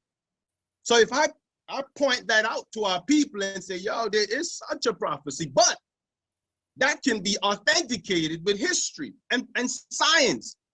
Check out what Dr. Sirius B have to say on this subject, but he's not the only one. You have European scientists who's highlighting these things as well. Now, let me give you a quote. You can look this up. It's CNN, July 26, 2018. Caption read, cat poo could reduce your fears. Now, I'm gonna quote a few things out of here. A new study. Is it time? Time. Okay, well, in closing, cat poo could reduce your fears. You can check out that article, and that's from CNN, and they're quoting a number of experts in the field. So that's not speculative information. That's it. Garfield. Absolutely. You know what? My turn. No, but what are you doing? You're taking over the show, bro. You're taking over the show. No, let me say this. Let me say this to the brother real quickly here. Dr. Sirius B is a crunk. If he's on Black Magic Channel, I love Rich, but he's crazy. That's pseudo stuff. And for you to reference the Black Magic Channel, that alone should tell the audience he's a crazy dude that puts information out. Now you're talking about CNN. Now the white man, are you using your Eurocentric lens by referring to CNN? Why you tell me about CNN? That's the European. Why are you now running to the European? And you telling me Sarnetta, you say golf, you got a Eurocentric lens. Who is this guy? Now this is the point I'm trying to make. I don't trust nothing that you're saying unless I could review it and study it myself. That's what I said. I don't know Sirius B, but if you're saying if his claim to fame is on Black Magic, that alone should tell me run for the hills. I'm not trusting nothing on there. Nothing against Rich. I love him. I love Rich. I love his channel. But you know, most of the stuff on there is pseudo, and it's pseudoscience. So for you to refer to him tells me about you. You're a pseudo. You're pushing pseudoism. And then you're pushing Deuteronomy 28, a book you don't know who wrote it, when it was written. Then you're telling us it's prophecy. It's not prophecy. So you don't even know what you're talking about. You might as well leave the Bible out of this, bro, because it can't do nothing. What's the magic wand in the Bible that's going to save Black people? It can't do nothing. Me and you could right now write a book and tell people, hey, this is the best. Cut out these foods. We could agree on this. We could agree on diet. But Stop, now you say Karema. that Stop the it for a government is second, making Karema. pathogens, but you on the white man's. I mean, how stupid can you be? You saying that Dr. Sirius B is a crackpot because he was on black magic, and you consider that to be pseudo. Okay, well, Professor James Smalls was on black magic. He's pseudo too. Oh, all these different Afrocentric scholars. West was on black magic. SETI, everybody was on black magic. So they are all pseudo because they was on black magic. You see how his argument is so fucking illogical? You're saying that you believe Dr. Sirius B is pseudo because he was on black magic. That's your comeback. I mean, these are the things that I want Israel to see that people not even catching on. Your argument of contention is predicated on an actual biologist, scientist going on black magic. So you say they're pseudo, but you have no proof. You don't even know who he is. He don't even know who Dr. Sirius B is to even make that statement that he's pseudo. So his conclusion is that he's pseudo because he was on a YouTube TV show that he believes is pseudo because black magic, he lets different scholars on, whether if you're talking about scholarship that's understood and accepted by Western academia or scholars that are considered pseudo. But let me throw out one more thing that I keep hearing the black conscious community keep saying. You Hebrews are pseudo, you Hebrews are pseudo, you Hebrews are pseudo. Why aren't they presenting to the world that the white Western academia world considers Dr. Ben pseudo? They consider Professor James Small, they consider Infodezi, Baba Hayru. They consider the black conscious Afrocentric world as being pseudo. Y'all didn't know that? They don't look that the Egyptologists don't look at people like Ashanti, Malata, Corinda, and all. They don't look at them as real Egyptologists. Those that control the Egyptian antiquities in Egypt, they even did a presentation. All these different Egyptologists recognized in academia did a presentation against the black conscious community that scream Egyptology, and they say they all pseudo. They say Aswa, Quasi, all them are pseudo. So how can you throw at the Hebrew Israelites being pseudo when the same organized group of academia look at them as pseudo? See, they don't point that out to the world that their scholars they're not looked at as real historical scholars. They're looked at as being pseudo, and that the Western academic world, they don't accept Dr. John Henrik Clark. They don't accept Dr. Ben. They don't accept Sheikh Antidia. They don't accept them people. So my point that I'm saying is, you want to come at us and say we pseudo, but those within the academic world don't even look at y'all as being scholarly or put. When Garfield invited Steinberg, an Egyptologist, on his show, okay, he quoted Finkelstein to try to prove that King David didn't exist. And you know what Steinberg, the Egyptologist, told Garfield on his own show? What are you talking about? King David did exist. Nobody don't use Finkelstein anymore, and they look at him as a pseudo crackpot because he said that King David didn't exist, and they have what is known as the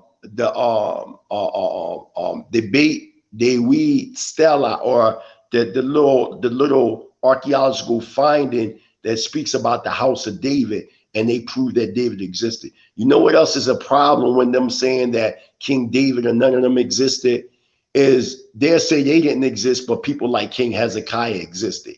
So if King Hezekiah existed, Garfield, and you do believe that, and Aunt West and all y'all believe that, my question would be, well, who is King Hezekiah's father? You would have to say King Ahaz. And then if you say King Ahaz is his father, then I'm going to say who was King Ahaz's father until you get to King David. Garfield is about to have a debate with Jabari, and he believes that Yeshua or Mori Yeshua Bar Yosef existed, right? Joshua, son of Joseph and Mary, existed. So my question would be, well, what was his genealogy? What genealogy are you going to use? Because it's like you saying Ben Zedek exists, Dr. Ben Zedek exists, but not his grandfather. You see how stupid this argument is? Because if one exists, they all had to exist. There's a genealogy there.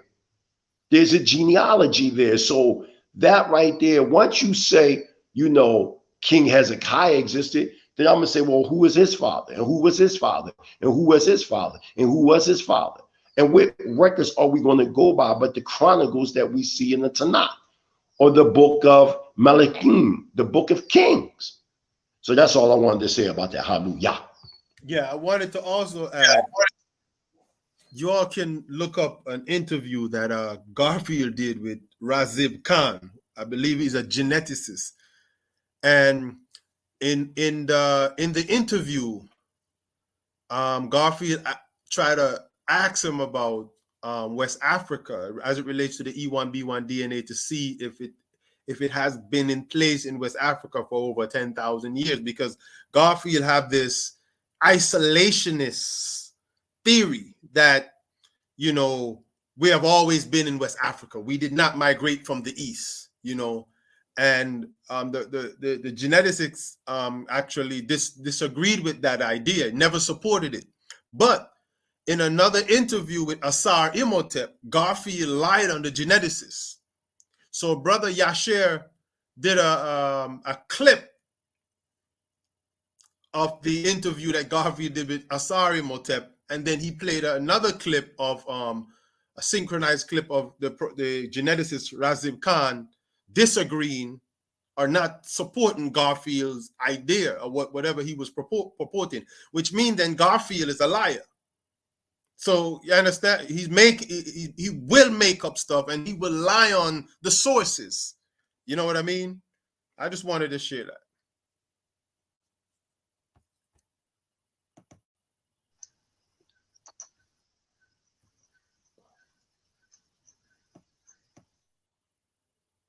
What's this, on Zoom or YouTube recording? So the white man now has access to you.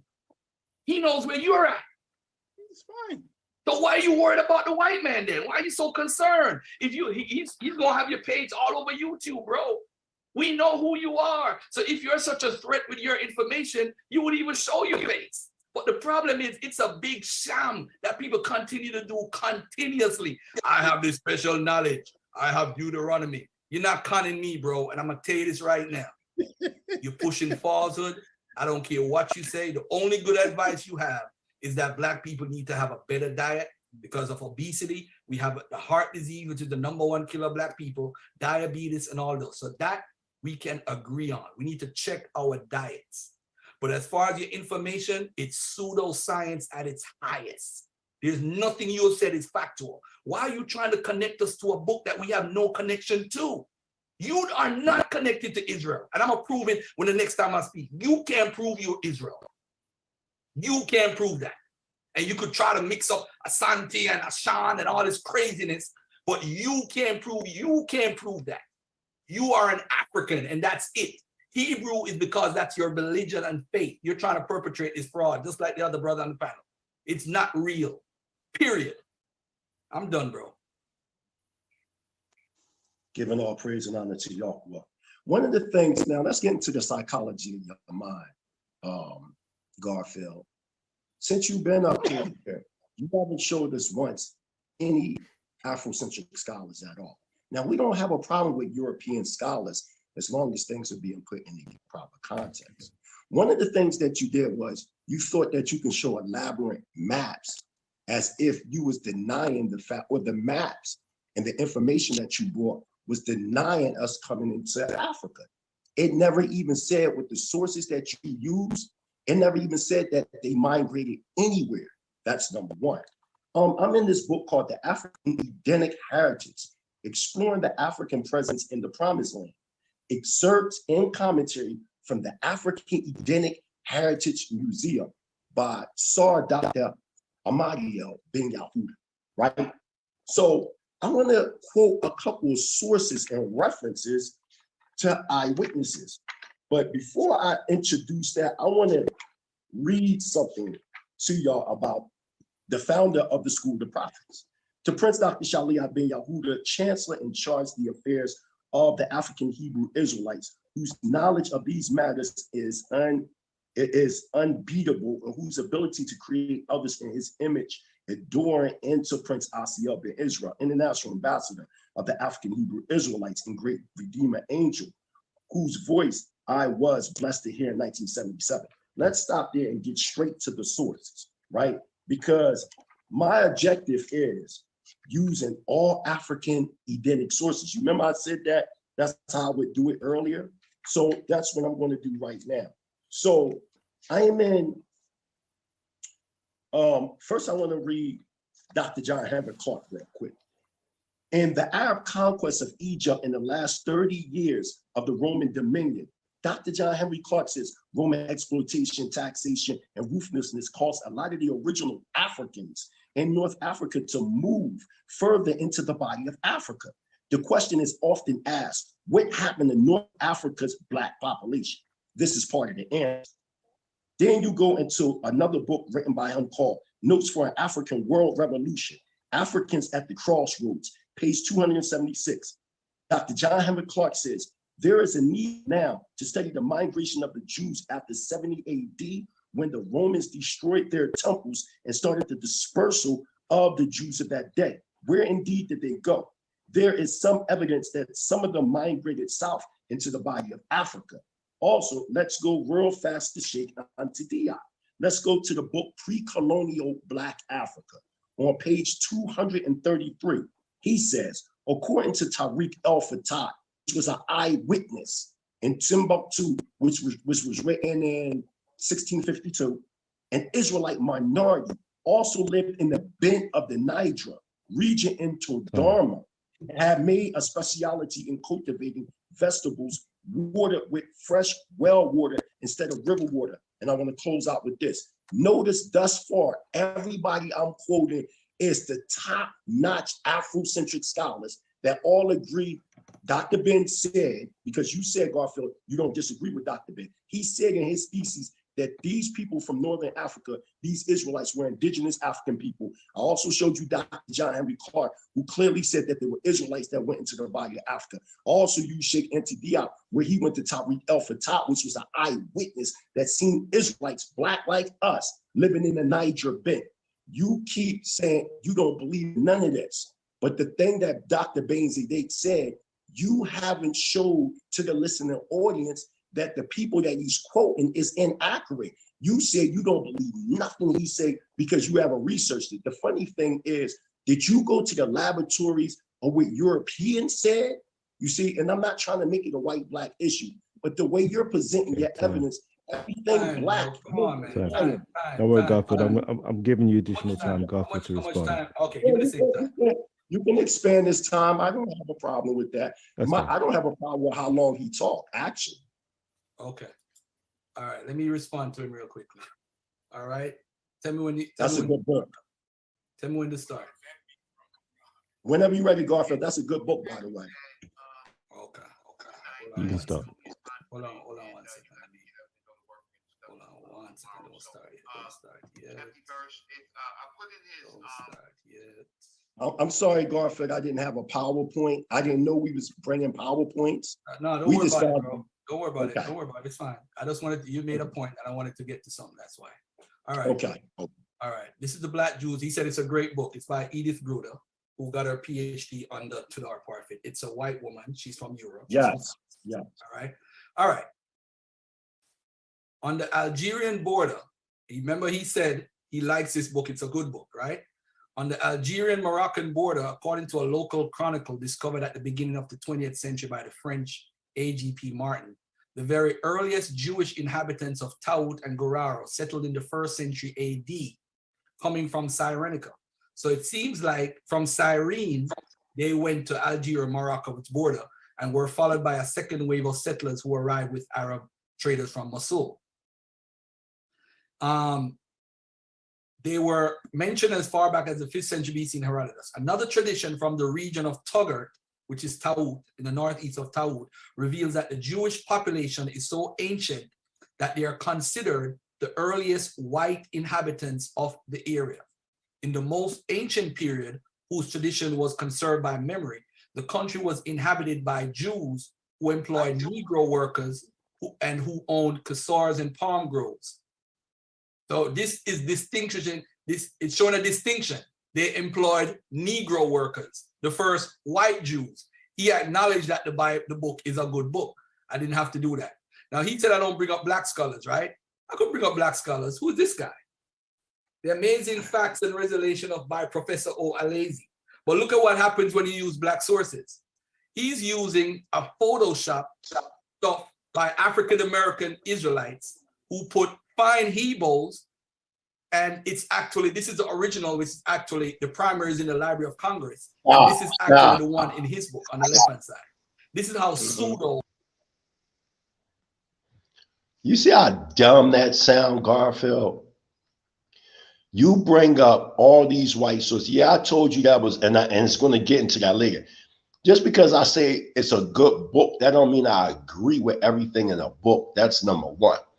Number two, you used all white scholars thus far. You didn't use primary sources.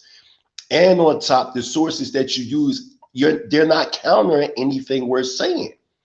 And you was like how you just try to use the black Jews of Africa and how it was just giving you different interpretations and understandings of different oral traditions on how the Israelites got in Africa. You haven't countered what Dr. Ben said about the migrational patterns of the Israelites going into West Africa, amalgamating and creating the Igbo and different tribes there.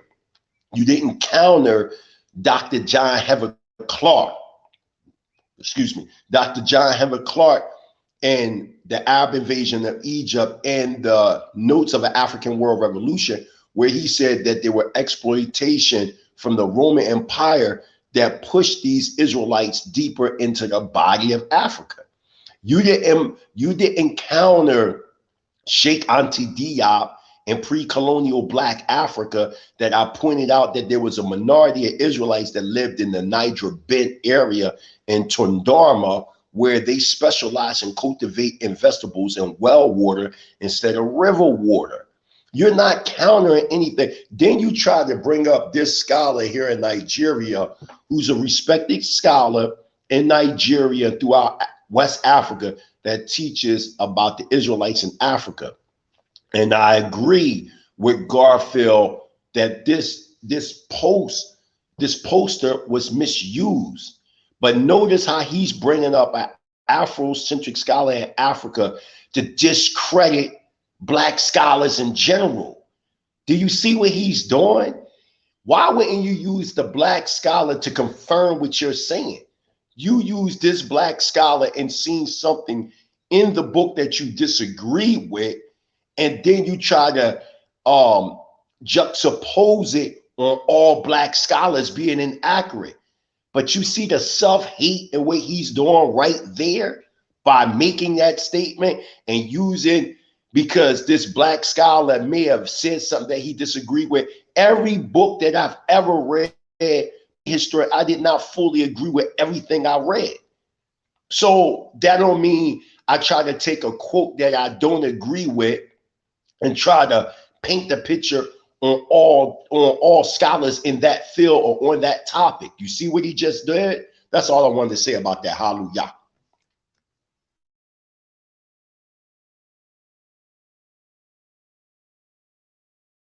This professor in Africa is, who is respected by everybody as a scholar. So just because of the color of his skin, don't interrupt, Mighty Hebrew. Mute your mic, bro. Mute your mic, Mighty Hebrew. Mute his mic, bro. Yeah. So now, as far as Black scholars, so I have no problem using Black scholars. I don't mind. I have sources in here from African religion. I have all of this stuff. I have here Black scholars again. It don't matter what the color of the person's skin is, bro. It don't matter what their DNA is. So let me just say this to you carefully.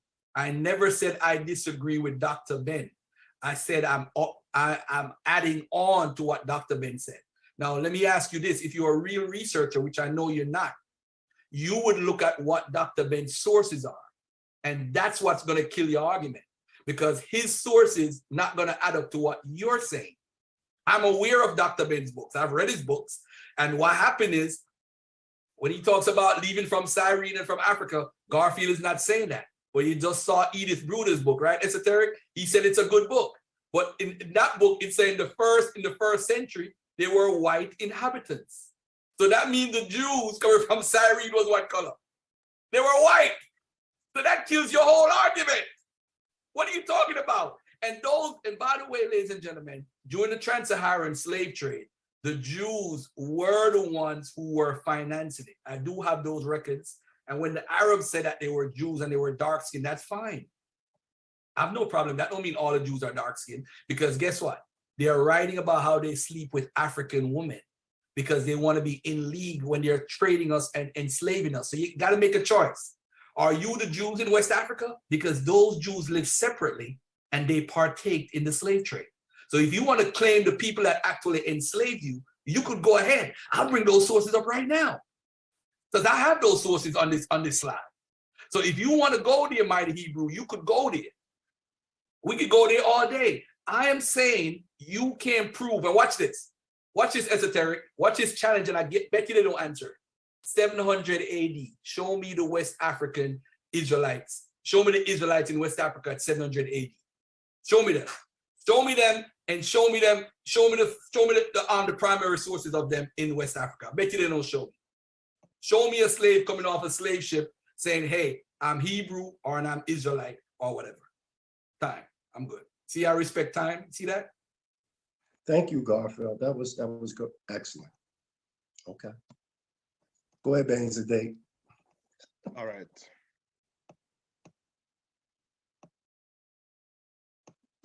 Going back to Garfield. Earlier you said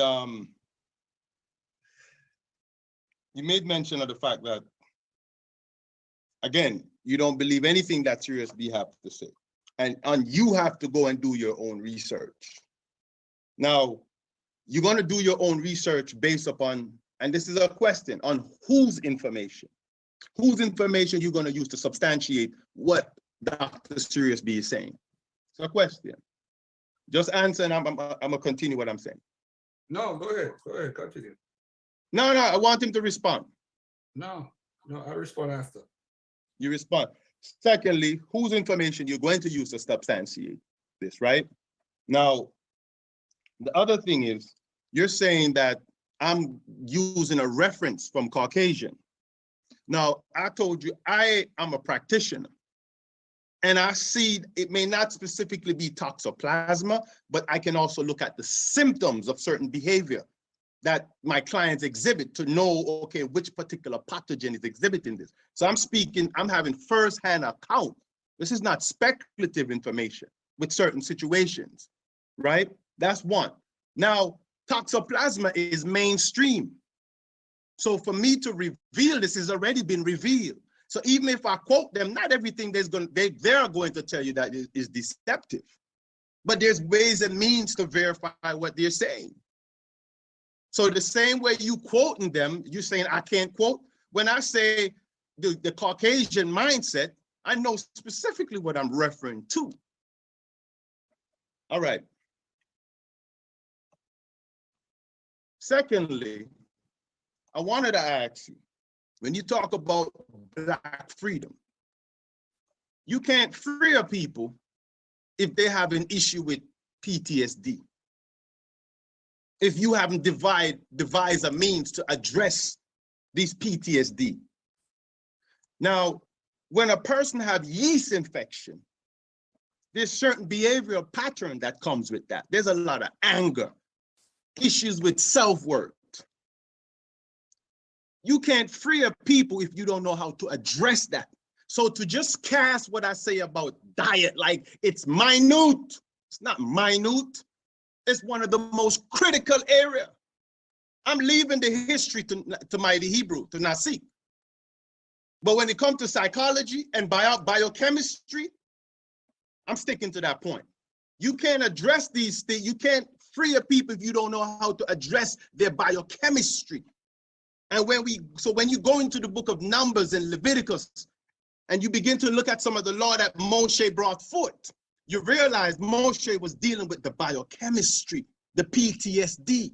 We can go into that next round, but you have to address these issues, the parasitic infections, what is causing it, the PTSD, because they alter the thought pattern of the people and prevent them from discerning what's right from what's wrong.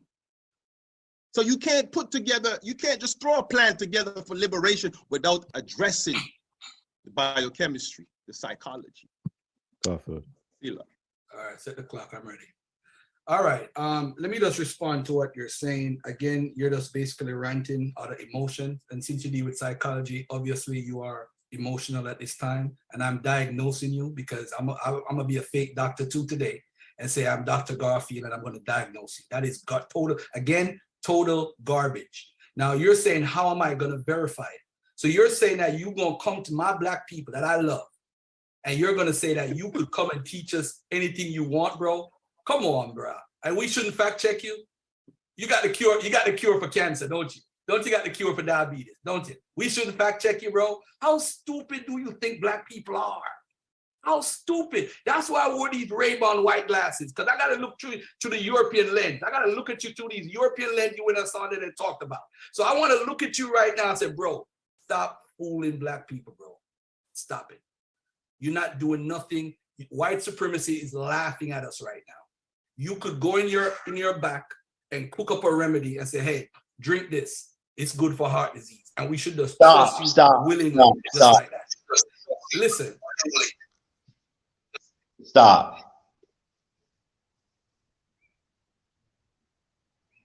Okay. Do you hear the rhetoric? So now, because you can't answer his question nor my question, he's a fake doctor, right? And you keep pushing out, you just want us to believe and follow you. Where did Dr. Bainsley ever say he just wants you to believe? Notice these are real straw man arguments. Like he's arguing things that were never even said.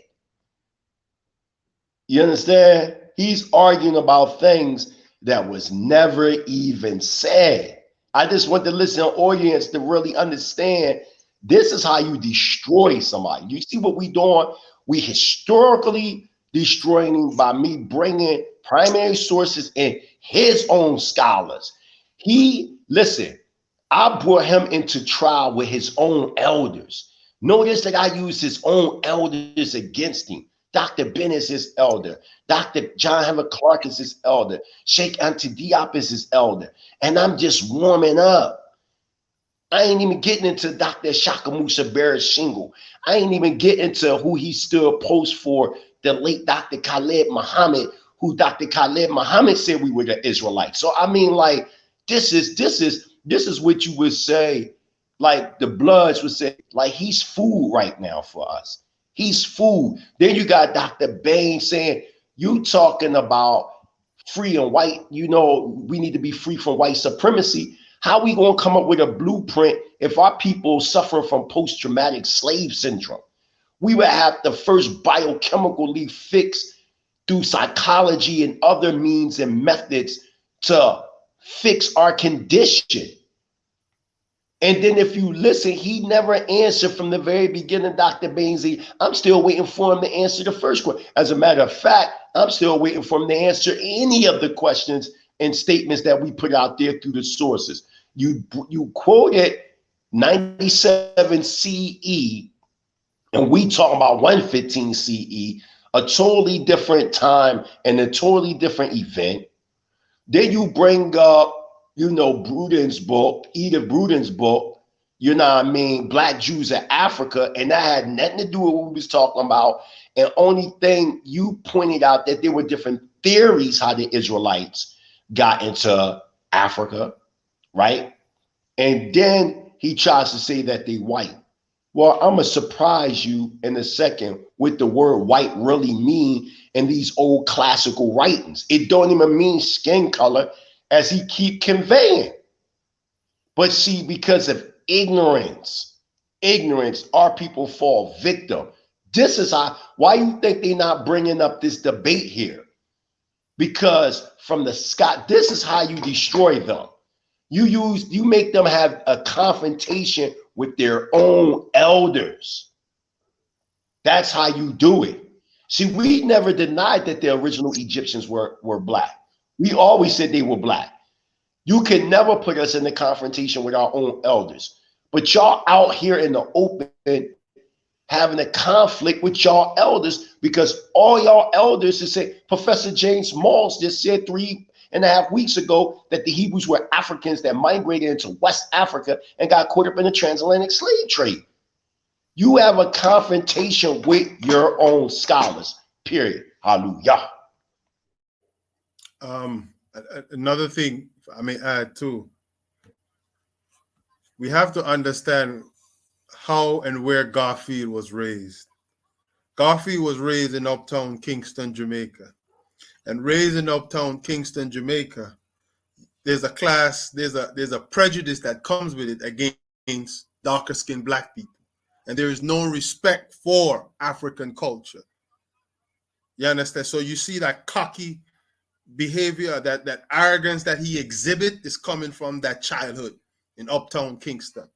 Another thing too with Garfield, he's also carrying feelings because on Sarnetta, I was doing a presentation on Sarnetta's program, and he came in and started insulted me in the comment section, and I said, well, since what I'm saying is pseudo, then clearly that gut you have in front of you, you need to consult Patrick Dell for a detox.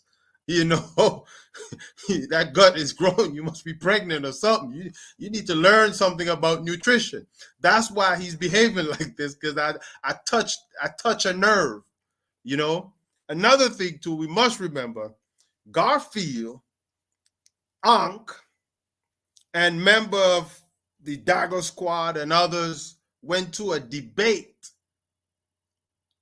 with some white people defending, let me use another word, synation. You can figure that out. Defending it, especially for black people. And they lost, and it was a black female that he went against, and she kind of dogged him out, and he went against some white people. I just want to throw that in there. Now, we understood what was done to us in Tuskegee. This is what I'm talking about. These what you call it, biological attack against our people. This is what I'm addressing. And he went to a debate defending this kind of biological warfare. So whose side is he on? We must also remember that I believe he have 3 to 5% Ashkenazi DNA. He showed that online. Sometimes you see people exhibiting certain behavior, even though it's 3%, it's still inside of him. The fact that he's referencing them a lot, he's feeding that aspect of his genome. So a lot of these skin folks are not kin folks. They're only getting high off professing Pan-Africanism. And that's the only place it's going to go. It's going to stop right there. They look in attention. And they're really not about nothing. That's it.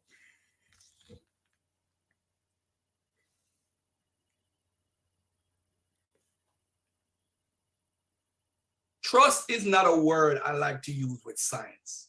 Because if somebody came to me and said, hey, I'm your dad, you're my dad, I'm going to take a DNA test by what the Europeans, their standards, and find out if it's my child. So saying the European is going to verify what's on CNN, I don't trust what it's because it's on CNN either. I have to do my own research, bro. That's all I'm saying. So you're saying we shouldn't do no research, just believe you and Sirius B? You gonna really, as serious as a grown man, gonna tell us, yo, let's trust me because I got my head wrapped up and I look like I know a little something, something. Come on, bro. And I did agree with you earlier that the diet is very important. So let me agree with you so you don't say that again. We have to do better. Heart disease is the #1 killer of Black people. Diabetes is a killer. Cancer is a killer. Those things are related to your diet. So I agree with you when it comes to diet, but I don't trust your way of giving us because I don't know you. I don't know what you're cooking in your backyard. I don't know, because anybody could come up and say, hey, do this. You trust Sirius B because he's doing the same nonsense that you're doing. So you're going to trust him. But I'm going to tell you this. You remember Esoteric? I asked them, provide evidence that anybody came off in Jamaica, because you in Jamaica now. You where my mom come from, Manchester, so I got nothing but love for you. All I'm saying is prove anybody came off a slave ship in Jamaica and said there was a Hebrew or an Israelite. Provide the source, and the same thing for Mighty Hebrew. Show me anyone that came off a slave ship and said they were a Hebrew or an Israelite. And I got one more. Oh, I'm gonna read this after he speaks because I'm gonna show him Bruce Haynes, who came on my channel, African American scholar, he studied Hebrew Israelism and the root of it for his type of sake, not One West. And I'm gonna show you what he said after you finish speaking. Thank you. I appreciate your scholarship, Garfield. Very excellent. One of the problems you constantly are having is nowhere did Dr. Ben-Zedek tell you just to believe in him. Furthermore, Dr. Ben-Zedek has been a Rofe in African Hebrew Israelites of Jerusalem for many years, and we have results of the healing element. But let's get to the point as to what you were saying. You said I said that the book, The Black Jews in Africa, was a good book. Sure, it's a good book, but that don't mean I agree with everything in the book. Second, you keep bringing up quotations from European scholars defining the Jews from North Africa coming into Tone. And it's around the 6th century AD. They were white. The problem with that is white in many of these old writings is defining illumination and not necessarily skin color. Like if you come to Tanzania right now, the Tanzanian natives call us white because of our complexion, and not necessarily, and you could be dark and they still call you white, not because of we coming from Europe or anywhere like that or America, but they define us as light or white, actually white, based on our illumination. But I want to read something to you, right? Eyewitness account out of this book called Black Song, The Forge and the Flame, written by Dr. John Lavelle Jr., page 31 and 32. This Afrocentric scholar says, if the American white man fancies that he was the first to teach the Bible to his Black slave, he is quite mistaken. Mungo Park, as affirmed by Marlon L. Stokely, found that Kantuma, the Catholic schoolmaster, had Arabic versions of the Pentateuch, because at that time, Arabic was the language of diplomacy between the 5th century ACE and the 15th century BCE. Let's continue on. The Psalms of David, the book of Isaiah. Let me go back up. Catholic schoolmaster had Arabic versions of the Pentateuch, the Psalms of David, and the book of Isaiah. The unlearned Mandinkas entertained him with stories of Joseph and his brother, Moses, David, and Solomon. They gave out the story as part of their own folklore and were very much surprised to learn that white men had heard of them. If many slaves already knew a great deal of the Bible, the whole pattern of the origin and development of the backgrounds of the spiritual in America will have to be reconsidered. Also, you told me to go to some people around 700 ACE to see if we have sources of that. Well, I do. So let me give you the sources real quick and read the quotations, because you said, oh, show you any sources, right? So here, right here, I come to the next round because I got them right here. Wow. You know what I'm saying? Okay. All right. Are you ready, my brother? All right. So you already started for me. Look at this, ladies and gentlemen. This is from Bruce Haynes, okay? He's an African-American, and he studied the groups that this guy is affiliated with. The majority of Africans in North America were brought from West African societies which regularly practice ritual circumcision, the ritual slaughter of animals, and the separation of women during menstruation. These so-called Hebrewisms invoked by Black Hebrew groups such as the Harlem-based Commandment Keepers and other Judaizing Africans and African Americans have been frequently dismissed as inauthentic cults.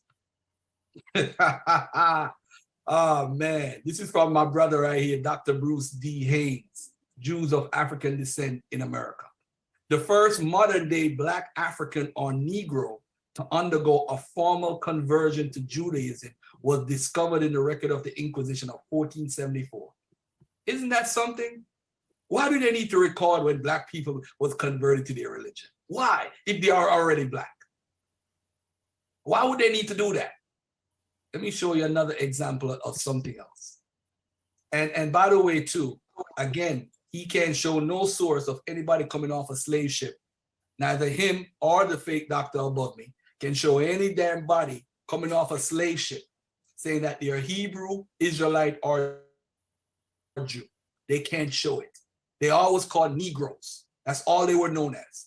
Now, this, by the way, ladies and gentlemen, this is the primary source. I don't know if you guys are familiar. Jews were forced to wear badges to distinguish themselves from Christians. If Jews were Black, there would be no need for them to be distinguished. Jews, a study of race and environment. Right here, this is the primary source. Guess which one is the Jew esoteric? Not this guy in the middle, but the guy that's holding them. These guys are done. They are perpetrating a fraud. This is why nobody respects them in the world. They go to Dimona, and you don't want me to go into Dimona, because I know that history very well. This man said, and I have it on record, that he don't want to be a part of Black Power. So for this Dr. Ben guy to be a party with Dimona and Mighty Hebrew, why they don't tell you about Ben Israel or whatever his name is in 1960s when he said, I don't want to be a part of Black Power. And he went to Liberia or wherever and was selling ice cream. He didn't want to be a part of Black Power. So you now to come now in 2022 in lineage of this guy who was fake from the jump, well, he's the Messiah and all that crap. How are you going to tell me about how Black people need to have diet? You can't tell me nothing because the guy that created Dimona ran away from the Black Power movement. But he wanted to be an Israelite and live a fake identity. Look at Mighty Hebrew. He's in Tanzania, he's free now, but he's still living a fake identity. None of you, both of you guys can prove you're an Israelite. You don't show a book. You're not it. Next. Time.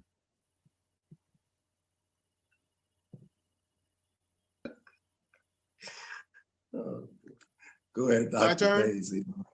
Yeah, it's your turn, man. All right. First thing, I want to ask a quick question before, and then for Garfield. Who is Asari Motep to you? And how do you respect? How well do you respect his scholarship? Yo, do your time, bro. No, I just asked you a question, bro. That might be the only thing I'm asking you, my brother. Come on, who's Asari Motep? Your time. How well do over, you respect brother. his scholar? I'll answer when it's my turn, my brother. All right. Asari Motep, I'm just trying to find a video to put up. Asari Motep in one of his presentations said that the Yoruba and the ancient Hebrew came from the same speech community in the Sahara. Now, there's a thing in science, or what they call in science known as deductive and inductive thinking. Inductive thinking or spatial awareness, you look for patterns, right? Asari, you look for patterns. And once you begin to see certain patterns with certain things, there's a level of, there's a connection. There have to be some level of connectivity over a period of time for you to have those kind of connection, right? Now, Asar Imhotep used that same reasoning in showing you the connection between the Yoruba language and the Hebrew language.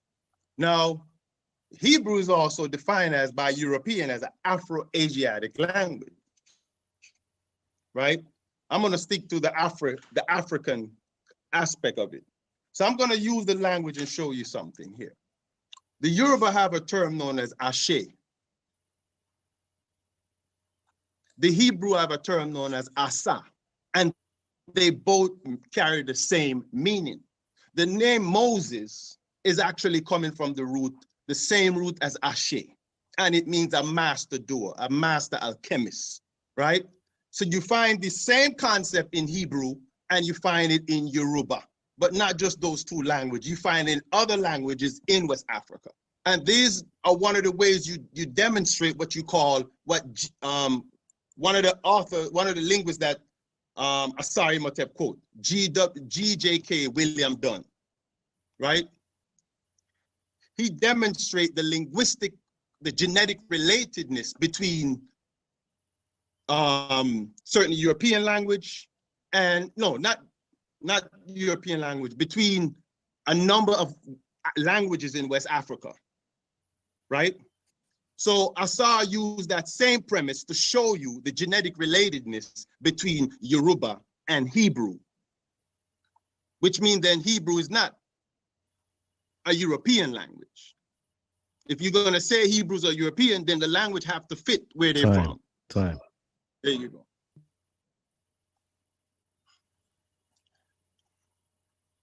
You ready for me, my brother?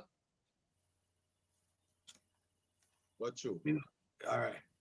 All right. I don't know why you would use Asari Motep like you're using him against me, because again, it doesn't matter who it is. I still have to look into it. He's made, I actually respect Asar, but that doesn't mean because me and him is cool, I have to agree with him 100%. I'm very cool with him. I could pick him up on the phone now and call him and put him on the live with us right now. The issue is I have to look into that. I'm not taking it at face value. Is there something wrong with that? I'll just review what my brother said. Now look at this right here. The Negro type among Jews is yet to be mentioned. One occasionally meets with a Jew whose skin is very dark, the hair black and woolly, right? This is from Maurice Fishberg's book. I want you to take a look at what it says at the bottom. This is the Sephardic Jews from Spain with their dark Negroid features, black hair, and thick lips. The Jews, a study of the race. Look at what it says here. Galician Jews, the Negro types. Does this look like us? This is what they're classifying as Negroid Jews. So when we read the stuff in the research, you got to ask yourself what it is. Now, this is the crossing of the Dura Europus, AD 244 AD, 3rd century AD. Swarthy Jews with brown skin, right? Now look at that another page at Dura Europus. Does that look like us? The scene of Moses rescued from the river. It don't look like us. But everybody's supposed to believe all Jews. This is insane. Every scholar we bringing up, he can't counter nothing we saying. So now he can't counter. He respect the SAR Imhotep. We use that's his direct teacher, and his direct teacher saying Hebrew goes back to sub-Saharan Africa, and then he brings up something that has nothing to do with we. Notice everything he's bringing out. It don't have nothing to do with what we talking about. What are you talking about? Counter what we're saying. This is not countering anything that we're saying. We want you to show how genetic linguistics that we're using doesn't mean what we're conveying.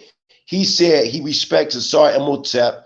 He has to do research. So every time we bring up a source, you're going to say you got to do research? Come on, man. How is it that you have a PowerPoint prepared, but you wasn't ready to deal with you thought that you could just come and tell us anything?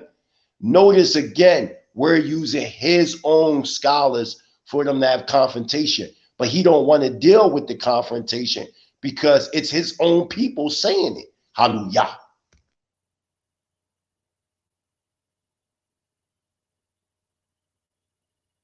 Jews are black. And by the way, too, I'm not a color guy. I don't care if they're white or black. It's not us. It's simply not us.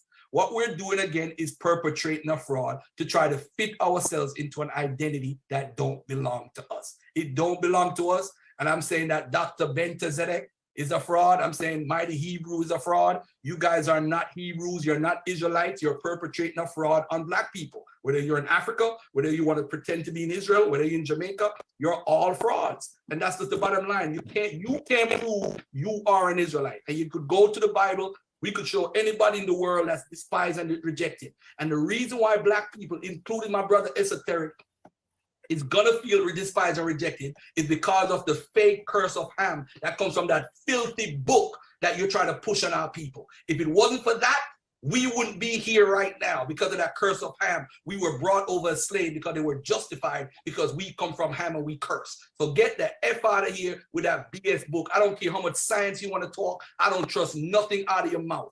You are the problem, not me. You are the serious problem pushing this doctrine on us, trying to let us feed into your politician mindset like a Jim Jones. Oh, follow me because I have the truth. I have the science. You don't have jack shit. I'm out, man. I'm done. Sick of this. You know this. Thank you, Garfield. That was a beautiful presentation from you. Notice how we didn't insult you or nothing, but let's get straight to the point. If you notice, every time you hear us speak and when we're done, notice you keep saying, well, I have to research that. Notice you keep saying that.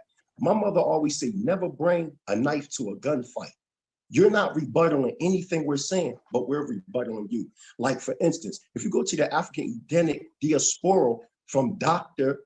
SHAR Ahmadi Ben Yahuda, he says, historically, it is known that a majority of African Edenic peoples who live in the Americas descended from the ancient African Edenic Hebrews who migrated after 70 AD across Africa, Eden, over a 1,000-year period ending up on the west coast of Africa. Many modern tribes of West Africa have been documented to practice Hebrew Israelite customs, thus verifying their presence. The great European slave trade that brought many African Edenic peoples to the Americas had its beginnings and concentration in West Africa.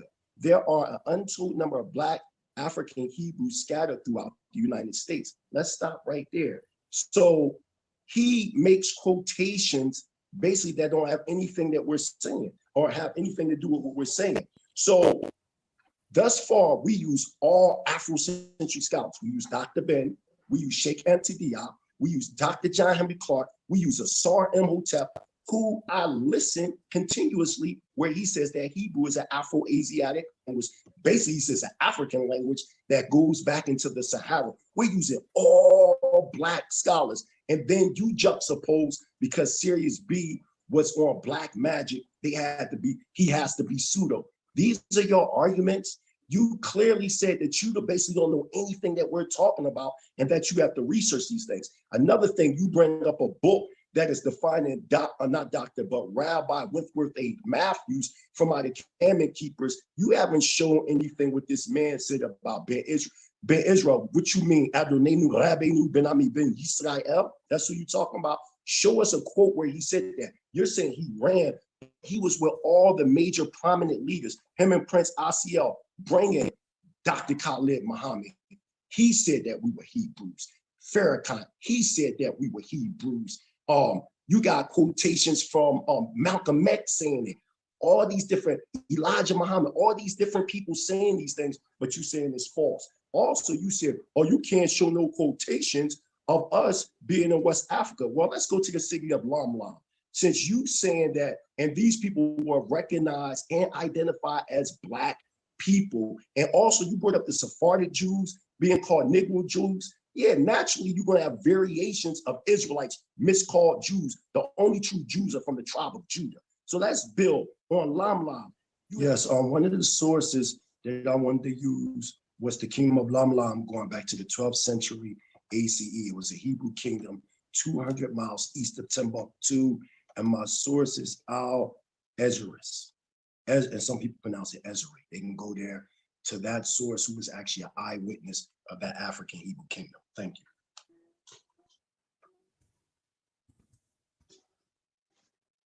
Okay, Garfield.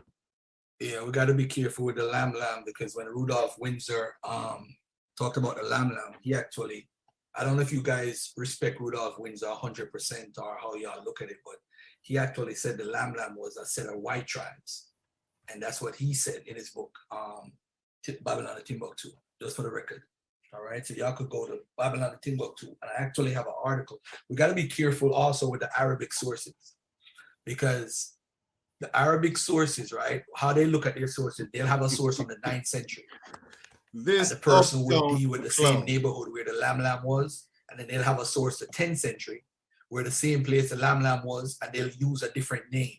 So the Lam Lam, you know, people are saying that they use the word Jews. So there's a little controversy going on. I don't speak Arabic. I don't know it, but I have the actual book by John Hunwick or by Nehemiah Letspin or whatever his name is.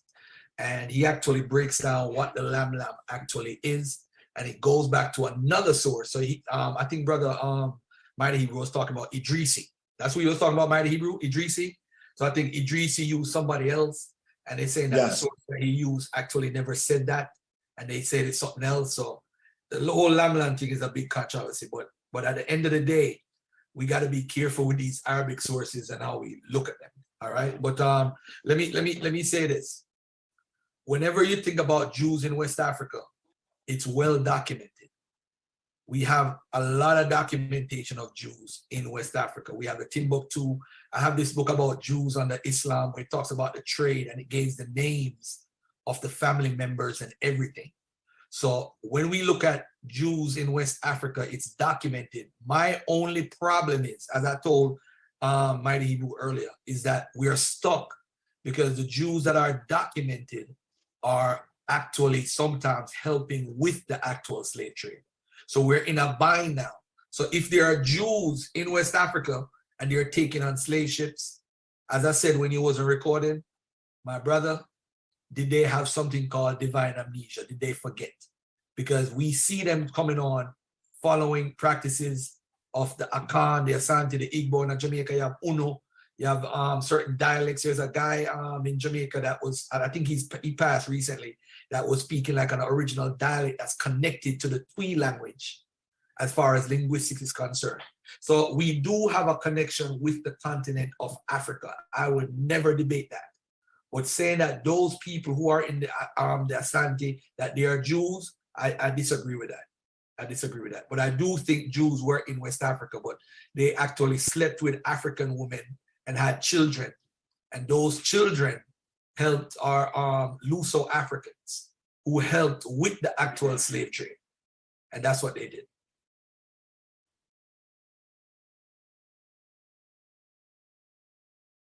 Okay, It's Dr. on Ben. you, Dr. Benny today. Yeah, sorry I got cut off earlier. Now, again, we know that the term Jew is coming from the word Judah. The 12 tribes of Israel would necessarily be classified as, or what is called as Jew. So we can't just put out a blanket statement as Jews in West Africa. That's one. We also know that you have the Ga-Adangbe, and a lot of them came to Jamaica. You may ask me how I know. You can look at word retention, and you will see like Bombokla, Bohukla is Gadangbe. And so many other words we use in Jamaica is Gadangbe. Yofene, Ofane. My mother would say Yofene, Ofane, like it's a term of endearment. That's Gadangbe. But you find Bohukla, Ofane, you find all those words in Hebrew. I can show it to you. But the Gadangbe have a migration story coming from Northeast Africa. What is called Israel, those regions, Ethiopia, etc. So they're telling their story. So they're telling their story. The other thing now, you even mentioned terms like Unu. Unu is Igbo, and it corresponds to the Hebrew word Anu or Anachnu, and it means us or Ural. It's plural. So when you look at genetic relatedness, you find a lot of terms used in West Africa, you find it within the Hebrew language. So that is showing you that there is some level of genetic relatedness, but not just that. The word bears the same meaning. For instance, you have the word, when in Akan, when you're greeted, they say Akwamba. The ba means to come or go. In Igbo, when you say where were you? You say, me bina Kingston. The bear is coming from Ba, right? You find the same word in Hebrew. If I'm calling you as a masculine person in Hebrew, I would say Bo, Garfield. If it's female, I say Boi. But it's all coming from the one root, Ba, and the Igbo, the Akan, they all have that Ba root, and other Bantu, and other what they call, notice what I said, what they call Bantu languages. So we see the relatedness relative to the language, the genetic relatedness relative to the language, but we see that the words carry the same meaning on a day-to-day level, but also on an esoteric level. My next portion when I come in, I will mention the concept of Obia and show you Obia in the Torah, in the Tanakh, practiced by the Hebrew, but I will show you the difference. There is a difference.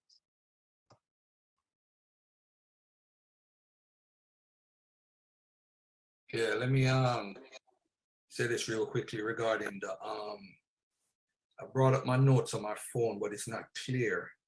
It's thinking about the lam real quickly.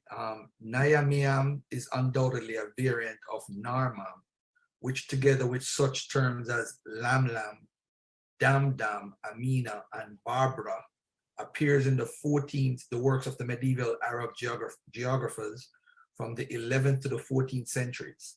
The dam, according to Al-Baqir, are the people who eat anyone who falls into their hands. On the land, describe how the people of Ghana make raids on the land of the Barbara and the Amina and capture their people. The Amina follow the religion of the Majus. That's according to Al-Idrisi, 1154. So they were actually saying the Lam were, depending on which author is saying that they were cannibalistic people. But in another area, the Arab people call them Jews. So now when they call them Jews per se, or whatever word they use, remember the Arabs don't like Christians or Jews. So they might call some people in the writings Jews or Christians because they don't like them. So we got to be careful with the Arabic writing. As far as the linguistic stuff with Uno and so forth, I'm very familiar with that. And there's a YouTube channel that I actually watch a lot about the linguistic connections with, there's some serious scholarship in Jamaica on the linguistic connection. Nobody doubts that at all. As far as the Hebrew part, I have no idea. I've heard a lot of claims. The Gadangme people are in Jamaica also, and the Mende people from Angola, because that's actually in my genetic makeup, in my DNA. Well, when it comes to being a Hebrew, there's a lot of words that people use, and I've seen a lot of information on it. And it seems like you might find a chance of a word, but I've not seen a regular connection, just like how we would say mother, father, son, brother, sister, some basic terminology. You know, when you're doing a cross-comparative linguistic analysis, you know, you try to match up words and see if they fit. I would love for Ben to do that and see what we could come up with. Then we could talk about relationships with words. But you do have words in culture, because of course, Jews was there.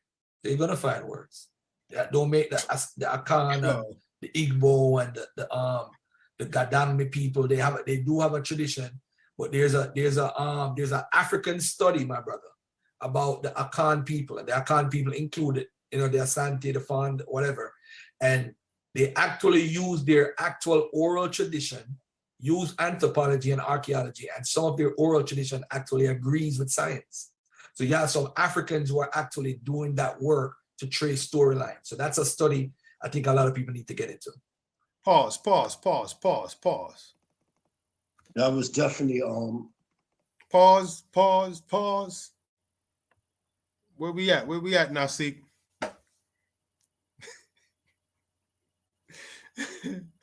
Nasik. Yeah, I'm here. You see now, this set the stage for tomorrow, because he's saying that there are studies that based upon the Akan oral tradition that aligns with science. Isn't that what he just said? Can Adoni. So the Akan now have a migration oral story that they migrate from the east. Right. So now is he going to say that's a lie? Facts. Absolutely. Absolutely. This is crazy. Yeah. I mean, This was when you look at it, go ahead. I was saying this was an easy body bag. It's crazy, man. But and when you look at the you can tell when a person doesn't internalize African culture based upon the way they pronounce the names of these tribes. It's all surface. You understand? Okay. When you look at the Akan tribe, the name for the creator, that word sound, the word sound used to describe the characteristics or the function of the creator, Enyame. And that word is formed from the agglutination of roughly about 2 words, nya and me. Now, just like Hebrew, the me has multiple meaning, but the me also mean complete. And then the ya means being of wisdom. Now, you have to know Hebrew culture to understand the connection, because in Hebrew, ya also imply wisdom based upon the numerical value of the letter yud, which is 10, which is and the numerical value for Chakma, I believe it comes out to 19, and then when you add 9 plus 1, you get 10. You are allowed to do that in Hebrew numerology. It's the same. So we know that the yud represents he, it represents the hand, it represents wisdom. You understand what I'm saying? And so you see a direct correlation with the Hebrew Yah and the Akan Enyame, complete being of wisdom. So when you go to the book of Proverbs, verse 8, Solomon says wisdom was from the what? The beginning. Everything came into existence by way of wisdom, because wisdom is what shaped the templates, the law that set the foundation for infinite possibilities, you know? Facts. Listen, Dr. Bain, I need you to hold it down for me, because, you know, sometimes in Africa, the electricity go out. So I have my phone on a charger. So my phone is dying, but I'm going to be in the listening audience for as much as I can to you know, make my comments, but my phone is dying out. Sister Karima, for the ending of the show, you play this song on my album From Babylon to Timbuktu, okay?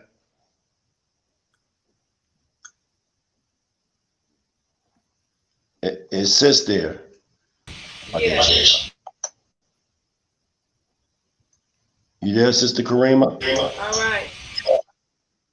right. Okay, so Dr. Baines, he's going to continue on. The electricity just went out throughout my area, so I have to wait for him to cut it back on.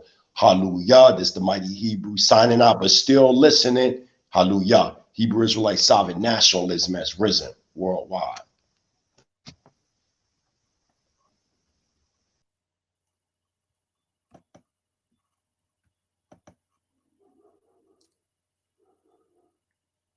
We there? Some good information that you just brought forth, Garfield. I'm going to let the linguistic part go ahead with Bainesy Day. You mentioned From Babylon to Timbuktu by Professor Rudolph R. Yehuda Windsor, who's actually his brother Cole Windsor was a personal teacher of mine in Philadelphia, Pennsylvania. When you actually look at Babylon to Timbuktu, it was a book dealing with comparative study. And you brought up Babylon to Timbuktu, saying that Professor Rudolph R. Windsor said that the people of Lamlam were white. That's not what he said From Babylon to Timbuktu. What he did was make a quotation where certain scholars tried to say they were white, but in fact, they were really black people. To bring up the cannibalism part, that's either here or there. Many African tribes fell into a form of savagery and dealt with former cannibalistic ways and art. When you actually look at Deuteronomy, the 28th chapter, it said we would eat our own children. So in that retrospect, if there were that, then that's what it was at that time. It could have been for many different reasons. It could have been starvation, whatever the case may be. But the point, Lam did exist. It did exist because we can go on the ground and them areas, we still have Hebrews there. But let me just read something to you real fast. I want to read out of a book from Mary Benson called Nelson Mandela, the Man in the Movement, page 17. At home, Nelson Mandela as a child heard of more recent events not taught in history lessons of how in 1921, General Smuts, the prime minister, had sent an army which massacred 163 men, women, and children at nearby Barnhart in the Eastern Cape. Members of the Israelite sect, they had refused to move from the common ground on which they were camping. Also, to back that up, we can go into Robert Eggers' book, Because They Chose the Plan of God on page 1.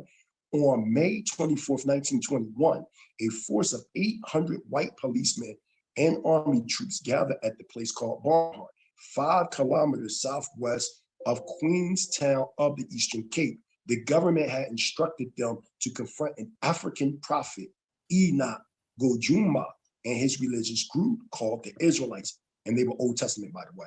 When the battle was over, nearly 200 Israelites lay dead and many others wounded. We know this battle as the Barnhart Massacre. The thing that I'm saying, Garfield, is we can go on the ground and we can see Israelites all throughout Africa. You did admit now your theses have changed that there were African Hebrews. You didn't say they were black, they were white, but they were people of color. All I'm saying is that we have Dr. Ben, we have Dr. John Evan Clark, we have Sheikh Antis Diop, we have Prince Asiya. We just have all these scholars that's saying we even on the ground and we're seeing these things. So if we can acknowledge that the Icon people came on boats and others, then it could be possible that there were some Hebrews that came. And remember the old saying, Africans sold Africans. Okay, so let's say if we did have some Hebrews that were part of the transatlantic slave trade, there were many African tribes that, thank you. Yeah, with the let me just clear up the lam. The issue with the lam, let me just repeat what it's basically saying. The issue is not if lam were Jews, and you have to go back to the folks who actually translated it. What they're trying to tell us, all right, just to be on the up and up. The book is Islam in West Africa, Religion, Society, and Politics, 1800 by Nehemiah Levitson. The gentleman that actually translated this stuff was wow, I forgot what his name is, but he's the one that translated all the stuff into English. But what they're saying is that it doesn't mean Jews as far as Jews. That's what they write in the English that we see.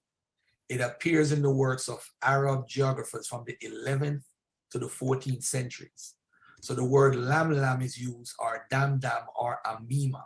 Amima is A-M-I-M-A, and the word Barbara. So they use that word, all those words interchangeable. So Al-Baka, who wrote it originally first in the 11th century, he said those people, the people who eat anyone who fall into their hands. He describes how the people of Ghana would make raids on the land of the Barbara and the Amima and capture their people. The Amima followed the religion of the Majors. Al-Idrisi now in the 12th century called those people Lam, the people of Barisa, Sila, and Ghana, and make forays into the land of Lam and capture its inhabitants. Now watch this now. They bring them to their own, this is the part that a lot of people like, they bring them to their own country and sell them to the visiting merchants. Now this is not during the slave trade, this is way, way before. I don't know what they did with them or where they did, but the Muslim kingdoms of the Sahel and the uncivilized, allegedly cannibalistic inhabitants of the interior on account of their paganism, and that's by Al-Zuhuri. No one enters their country and no merchandise is imported into it. Now, as far as African scholars saying certain things, again, African scholars, again, are using other people's works.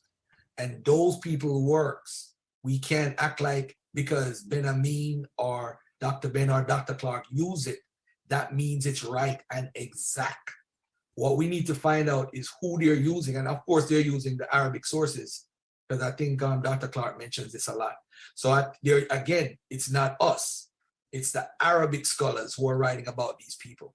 And they're writing about them. They're basically saying they're not Jews, they're whoever they are, but they're trying to classify them in that because of their dislike for Jews. You know, that's basically what the scholarship is saying. But as far as when our scholars say anything, I don't take anything at face value, family. I have to research it and weigh the evidence from all sides and look at it. Because every culture nowadays, especially in Africa, is claiming that they come from Israel. Almost every culture. So you're going to find communities springing up all over.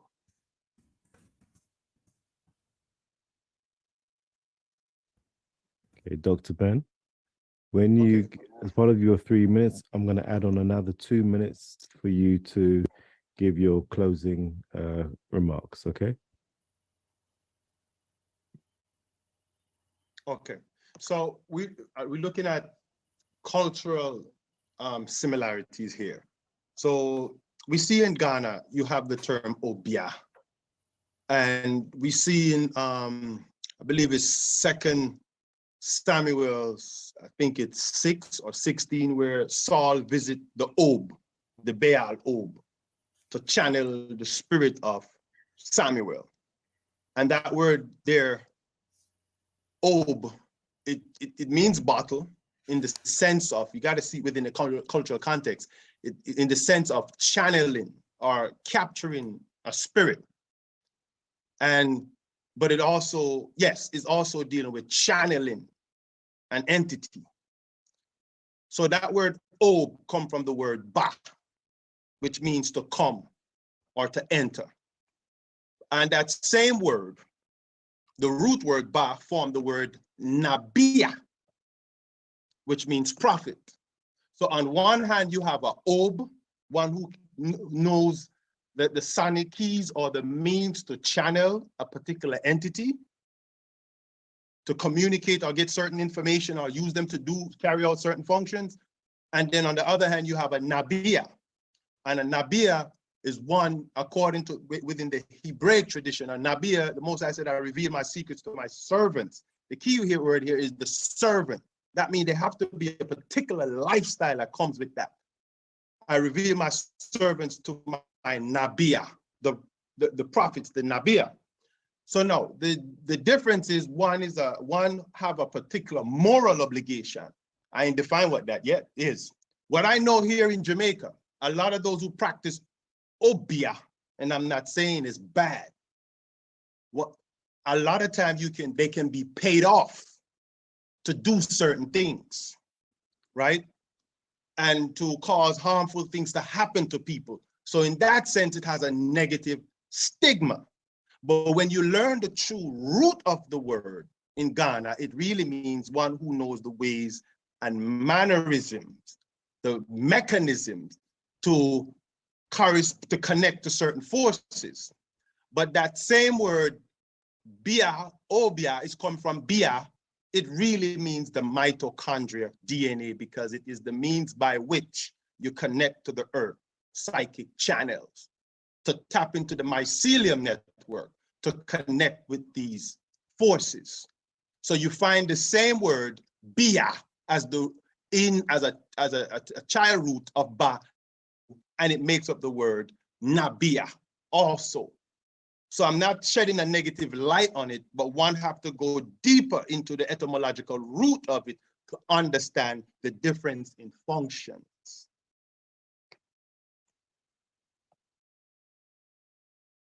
Are you there? Yes, we're here. You've got another 2 minutes in order to close out. I got another 2 minutes? Okay.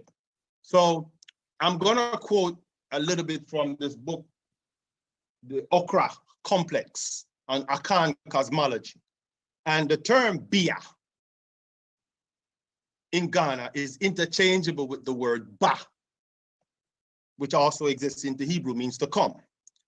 Bere and wa. Bere or ba is a term used for gender specification relative to female. It also means mannerism, ways, and place. There is a cosmological reason why the term bia is used in a feminine context, because it precisely it is in reference to the mitochondrial DNA, which is only passed from mother to child. Earth directly communicate with woman directly on the psychic channel by way of the mitochondrial DNA. Providing by the mitochondrial DNA. All right. So just to go a little bit, shed some more understanding on the mitochondria. It is the mitochondrial DNA that powers embryonic genesis and eumelanin production relative to the development of neurotoxic highway that results in the production of cells, tissue, organs, and a fully developed child. And also endow that child with eumelanin melanosome, which is brown. And this brown to black eumelanin endow us eumelanin people to connect with the full light spectrum in order to receive revelations, receive, interpret, and transmit revelation, right? So the Akan system is showing us that those who practice Obia, it is by way of the mitochondria that they have. It is a word that is dealing specifically with the mitochondria DNA and how it functions. And it's the same thing with one who is called a Nabia, a prophet. The difference is the mannerisms. What is the objective? Are you enhancing, liberating, doing the works of the Most High, or are you seeking to harm or control people contrary to their nature? Dr. Ben. So we find both terms bearing the same meaning within the Akan cosmology and what is called the Hebrew cosmology, which to me, it seems one and the same. Yeah, I hear you. Yeah, that's your time, Dr. Ben. No problem. Garfield, would you like to respond to that? Yeah, he said a lot. We got to be careful whenever we talk about linguistics. As I said before, I would love to see his cross-comparative linguistic analysis, so I could actually look at it, because I pretty much know what is required to make that decision. I was actually taught that by a SHAR Imhotep. So we could look at what the comparisons are with 5 basic words. And if you see there's a connection, you could say, hey, the language is connected. But if we find words that are similar and we throw them out, ba and bia, IAH and whatever, there is a chance of words coming into a language. There is a way that if someone is communicating, like for example, the Bible is full and loaded with Hamitic loan words. And also in Kemet, there's over 500 loan words that they have found within the New Kingdom era. So loan words are possible, but to say they are connected because we are those people, I don't see that. There is a connection where you could form a genetic connection with the actual text. As far as words is concerned, you can have a genetic connection. But what about our genetics though? Our DNA, our mitochondrial and our Y-DNA. It actually could tell us where we're from and from different areas. It just so happens, esoteric, that the DNA is saying that these people have been in West Africa for over 8,000 to 10,000 years. So our genetic markers were actually, it was mutated in West Africa. So that's a way how we could tell if we're actually Israel or not. Another way is sickle cell. Can you all hear me? Yeah, we can hear you. Yeah, I don't know why this brother wasn't featured on as it relates to DNA. I mentioned earlier that Garfield did an interview with Razik Khan, a geneticist, and he disagreed with Garfield as well as Asari Imhotep. Asari Imhotep said that the people who were in West Africa over 8,000 to 10,000 years ago, that DNA belongs to the Twa people. I'm not gonna call them pygmy. That's insulting. The Twa people, the shorter people, right? And so recently, brother Kamiverse was on Black News Network, House of Consciousness, with brother Reggie, and I'm not sure if he's a geneticist, but he's a researcher, and his sources are coming from recognized authority in the field of genetics, and a lot of what those who he have quoted are saying actually contradict a lot of what Garfield and Ngozi and Ankh is saying relative to the rigid lines that they use to isolate people in different pockets in Africa based upon genetics, and to say that they never migrated, or to say that there wasn't an east-west migration. Brother Comniverse quoted from one of his sources that says that the modern West African genome only got there about 3,000 years ago, which means that there is there was a migration that came from the east to the west. So you know what that does now? That put their theory in question, because now this proves what we've been saying, that we migrated from the east to the west. This proves what Akan, Gadangbe, Igbo, Yoruba oral tradition is saying, that they migrated from the east, Sumeria, Israel, Syria, Kemet, Sudan, to the west.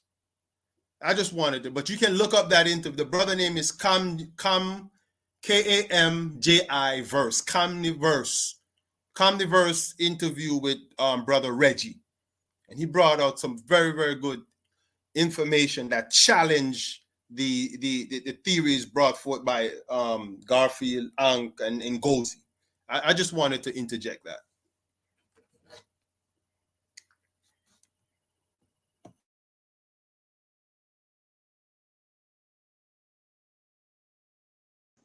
The sickle cell trait originated 7,000 years ago in West and Central Africa. And guess what? Those people migrated all over the world. Everywhere where there's sickle cell, it actually originates from the Benin haplotype or the Cameroon haplotype. And what happened is, in Jamaica, 10% of every Jamaican right now have sickle cell. 10% of every African American have sickle cell. 10% of every Black person in the UK have sickle cell trait, not sickle cell trait. So that is a marker showing where the people come from. If you go to Brazil, where most of the slaves went, they have the sickle cell trait at 10% too. And what happened is, say for example, my first son, I have the trait and his mom have the trait. They tell us when we're growing up in Jamaica, what? We're not supposed to have children together. And guess what? My son doesn't have it. So he's like an anomaly, because two people parents who have it normally pass it on to the child. And guess what? So the reason why there's everywhere the slaves went, there's a sickle cell trait going on. So we could trace where we come from based on the sickle cell trait. And guess what? Sickle cell trait is in Egypt. It's in Italy. It's in Greece. But when you look at those areas, they have the African Benin haplotype. They traveled all the way, Africans traveled all the way and mixed with those people, because it's the same haplotype from at least 7,000 years ago. They say it could go up to 19,000 years ago. And guess what? Guess what's the dagger in all of this? They all come from people with E1B1A. So that's telling me Western Central Africans are Western Central Africans. They have nothing to do with Israel. And this is what science does. It carried the marker of the sickle cell as a way of telling us, wherever you see these people with this sickle cell trait, and the people might say, I don't have a sickle cell, of course, like my son, but his parents had it. He don't have it. He got locked up. So we know who we are. Now, did people who practice the Israelite tradition mix with Africans? Yes. But what we are West and Central African. And sickle cell trait is the key to understanding. This is why I know that we're not from Kemet either. This is why I know we're not from Ethiopia either, so-called Ethiopia today. This is why I know that. So we can parlay and put, you see what's key is Ben has the linguistics, I have history, I have archaeology, but I also have genetic information. We have E1B1A and we have sickle cell trait. Now, a lot of these guys who come out with genetic markers, they say, well, Dr. So-and-so came out and said that the E1B1A is Shem and E1B1B is Ham, or the other way around, or vice versa. No. E1B1A, according to science, has been around for over 40,000 years. How much time I got left, my brother? I didn't see that a while ago. Oh, I'm done? All right, thanks. So, Prince LAN'DIIN, would you like to close out? Hey, I got to jump off, beloved. Beloved, I got to jump off. Okay. Esoteric, you heard me? I heard you. I got to jump off. Peace and love. Hey, again. That was a good, that was definitely a good presentation that you brought forth, Garfield. One of the things I want to deal with the E1B1A is I have something here where I broke down the origins of the Natufians, and I break down the post-Diluvian E1B1 origins of the Natufians, right? And this is what I say in my writing to 311 trillion 40 billion BCE to now. I said, just like I've been saying, the Edenic post-Diluvian E1B1, Natufian, Atlantean, Aryans, or the noble ones, originated in ancient Israel, northeastern Africa. The Edenic post-Diluvian E1B1 Natufians of 13,500 BCE were born by the way of the Edenic Tamal Diluvians, Naduvians, or the Ramalhus, who originated from what is known today as Madagascar, which was part of Tamal Nadu, that were a group of Elohim that incarnated in bodily form. That's another topic, but I want y'all to hear this. The Lachish excavation has already scientifically confirmed that the ancient Israelites were Y-DNA haplogroup E3A and E1B1A. And I want to show a picture of these Israelites from 680 BCE during the Assyrian captivity. As you could clearly see, these are African people. This is statue. There's no way of getting around this. You can see the kinky hair, the kinky beard, everything. Let's go even deeper. Since you say you're an archaeologist, so we have kinky hair Israelites right here.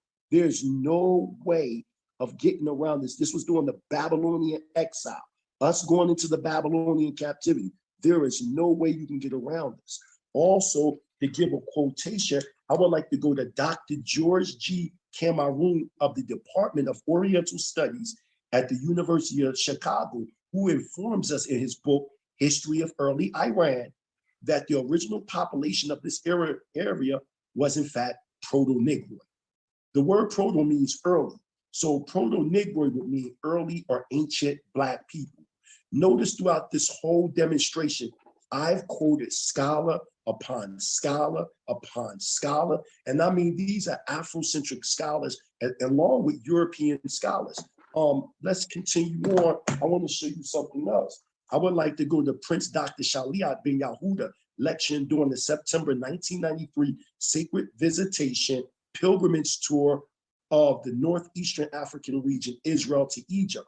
It says the original Hamitic Egyptians and Sudanese, all Black cultures, were driven and carried away from their own lands and replaced with transplants from the Northern European areas. This helps one to comprehend the removal of the Israelites from what are now termed the Middle or Near East regions of Northeastern Africa.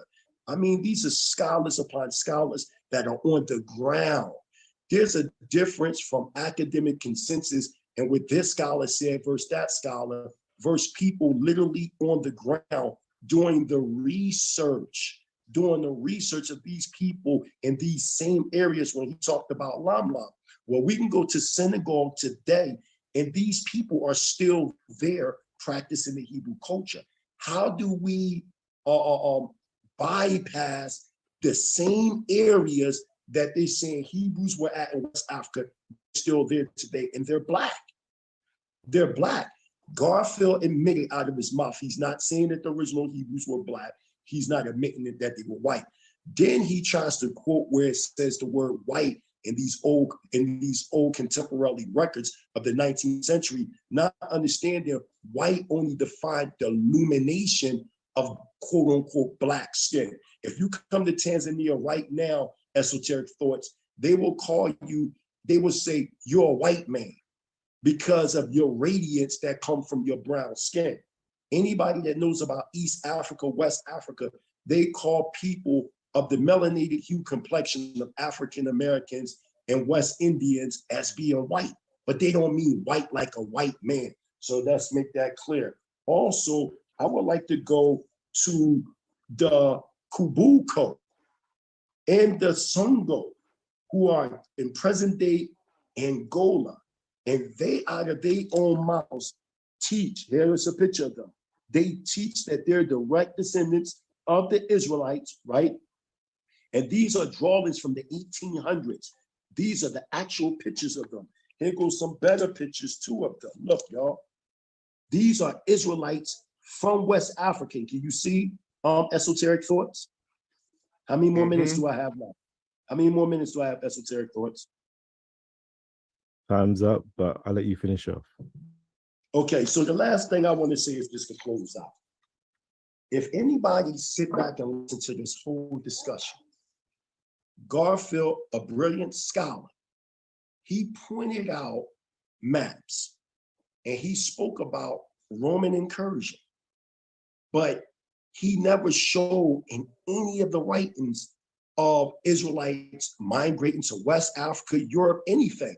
He just brought up the Sahara Desert and how it would be impossible to migrate, but we do have migrational records of the areas where we're saying that these Hebrews are at, and even the scholarship records that he's reading that they're there today.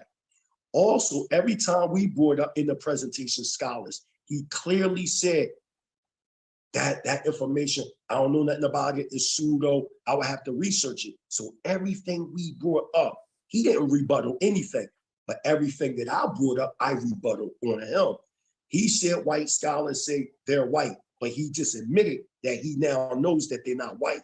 So if you're saying that, Garfield, then why would you bring it up to prove a stance? Because subjectively, you think that the Israelites are white by using these words like Jew and Jewish, when we know the only true Jews are from the tribe of Yehuda or Judah, which they were black too. Then you try to bring up Hebrews having a participation in selling off slaves. Well, they just made the movie The Woman King, which is not 100% accurate, but they showed different African tribes, so-called African tribes, enslaving other Africans and selling them to Europeans. Then you bring up the cannibalism as if to disdain them for being Hebrews. That's not proving anything. That's actually agreeing with Deuteronomy 28, because it said when we would go into these nations, we would even eat the own feces of our fetuses of our children.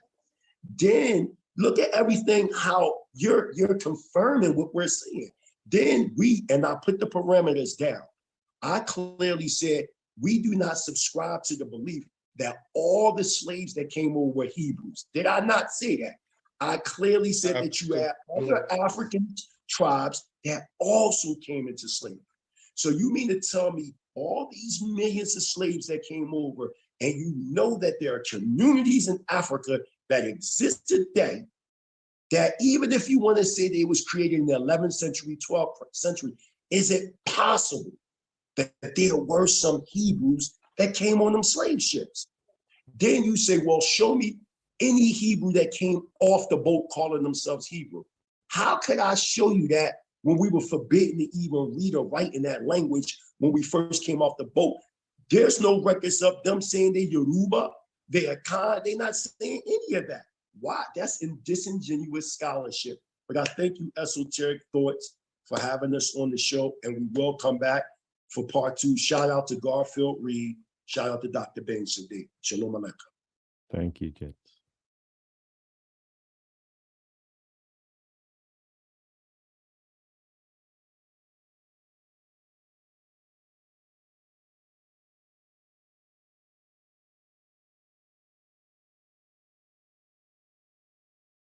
he makes a statement, and then Shalom, shalom. Yeah. Are you?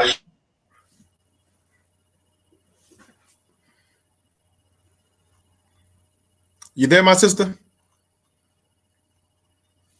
Yeah, I'm here. Okay. That was the end. Yes. How much longer we have? I mean, you can close it out. Okay. All right. You have anything in particular? Any views you had on the debate,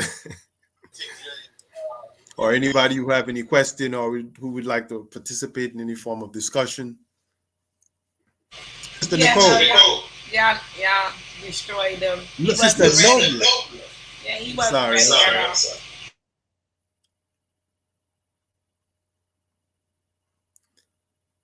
all. Go ahead and speak. Go ahead, introduce yourself. Hi, hey, I'm sorry, y'all. I had to turn my other devices off. How y'all doing? Shalom. I just want to say thank you for allowing me to come on the panel. This is I think this might be my second time coming on the Lion's Den.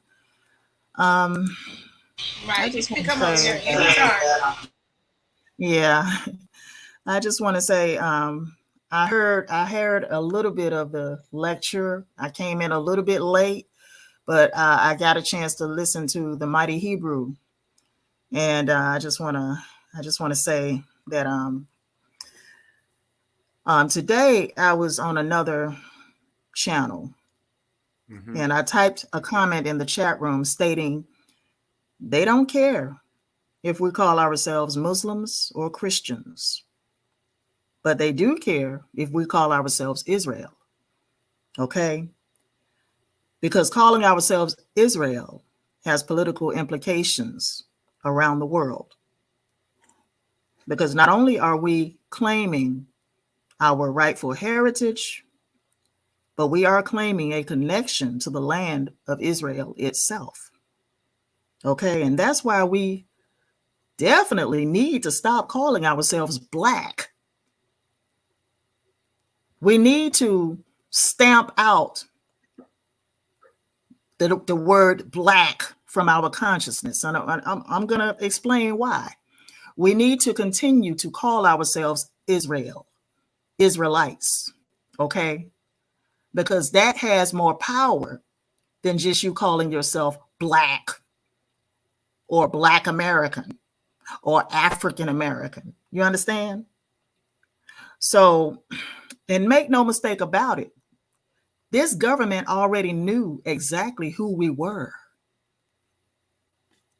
The powers that be have been studying us this entire time. They know exactly who we are. They just didn't want the American Negro to wake up in our consciousness of who we really are.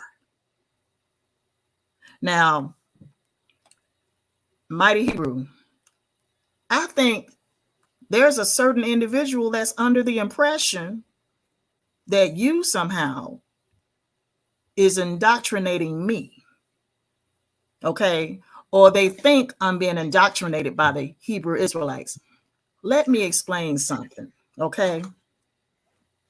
I've been in the Christian church my whole life, being indoctrinated. Okay? And it was the pastor who straight up told us that we are the Hebrew Israelites. And I trust my pastor. Okay? I trust my pastor. Let me tell you why. I've known my pastor for many years now. And I've never known my pastor to be a liar. Okay? So I don't want anybody to be under the impression that I'm new to the Hebrew Israelite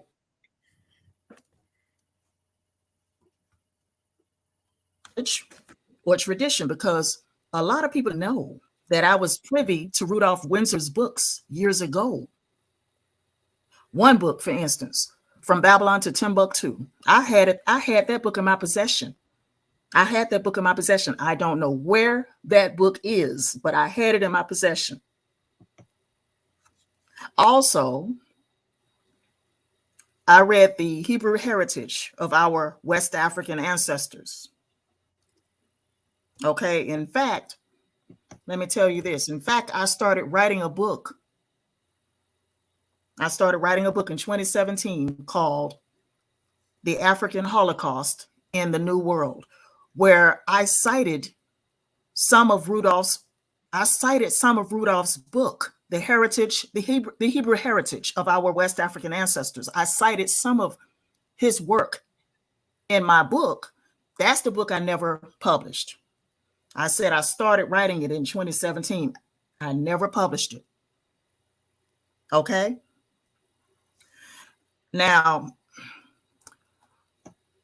the reason I went back into the church in 2021 is because I had listened to a lecture by the Mighty Hebrew.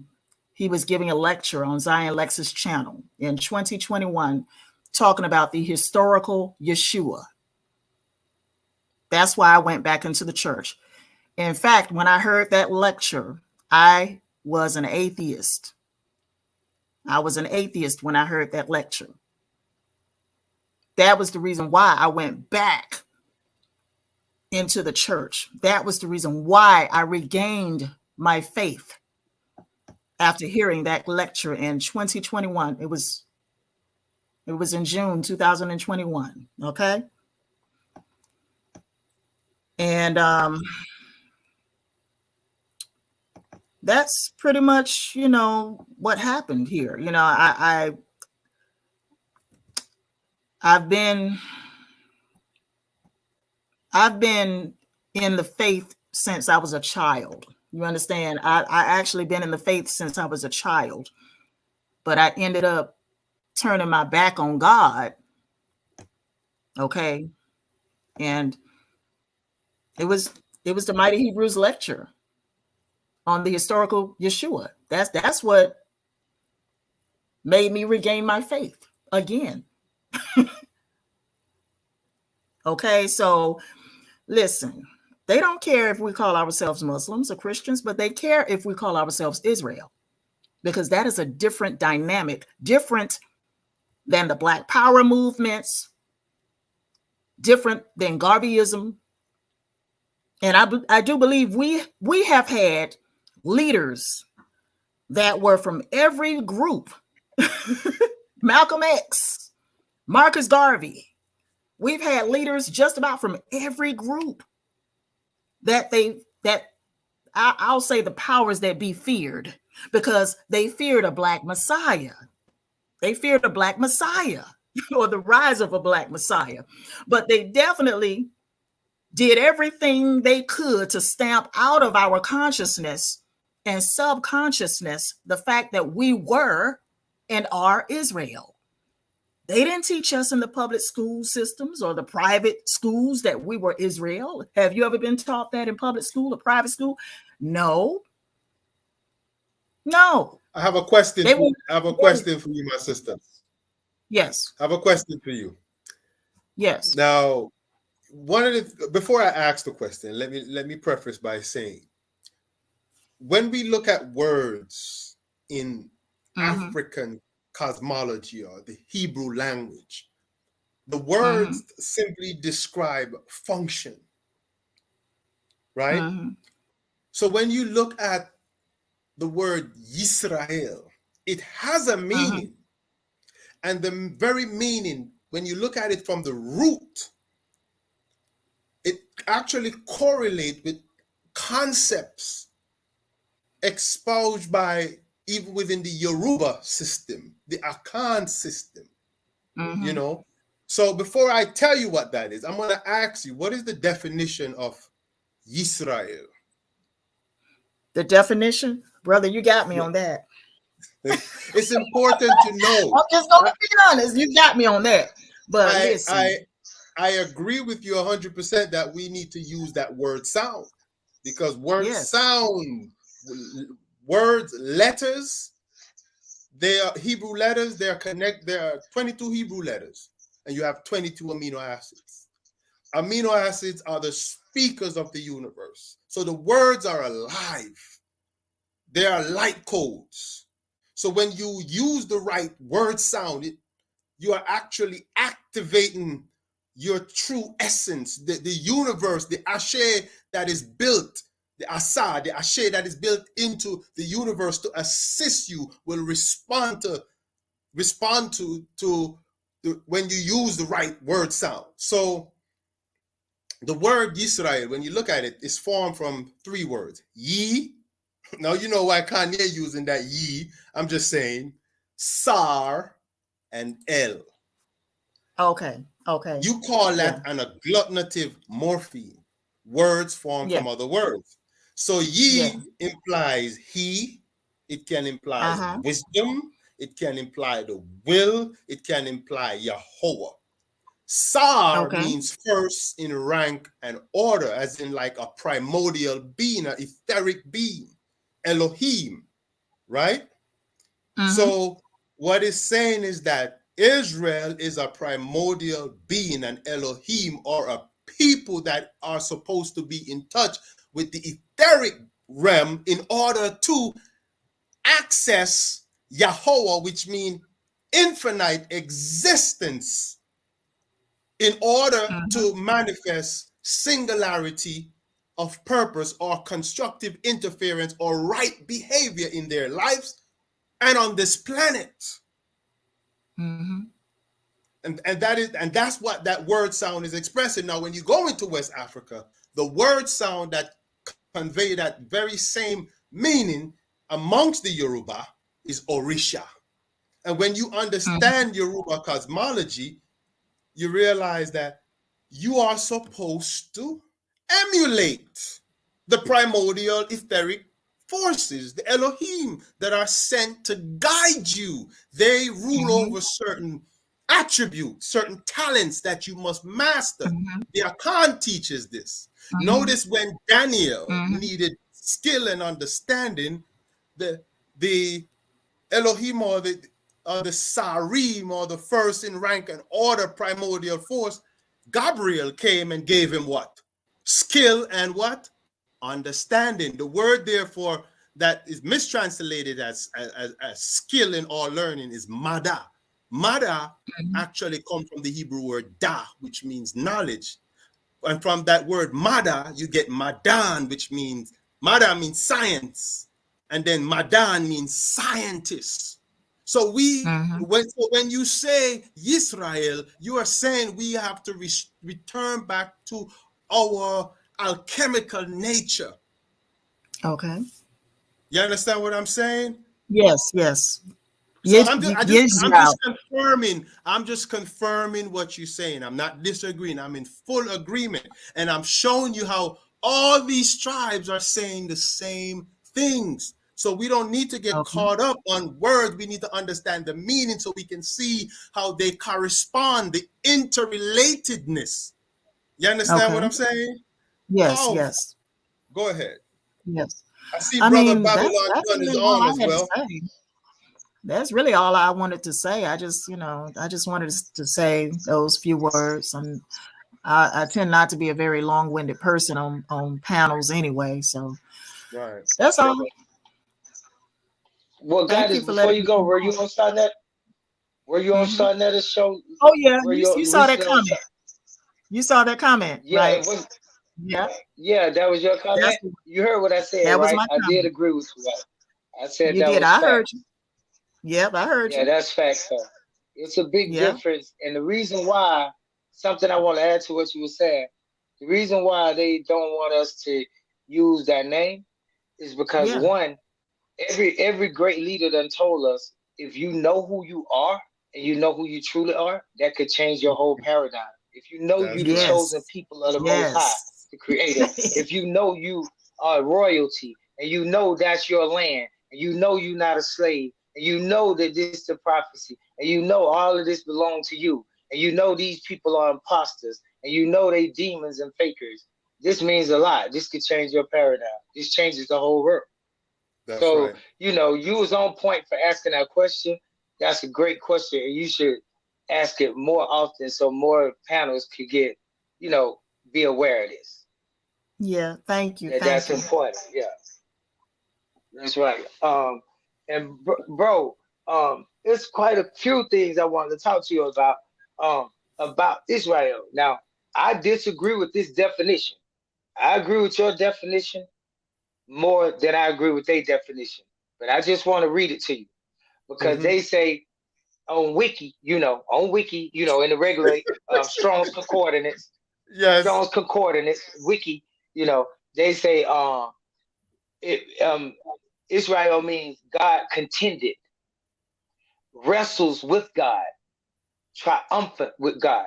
Now, you know, they said that Jacob's name became Israel after he wrestled with El, after he wrestled with a, you know, Elohim, a being, right?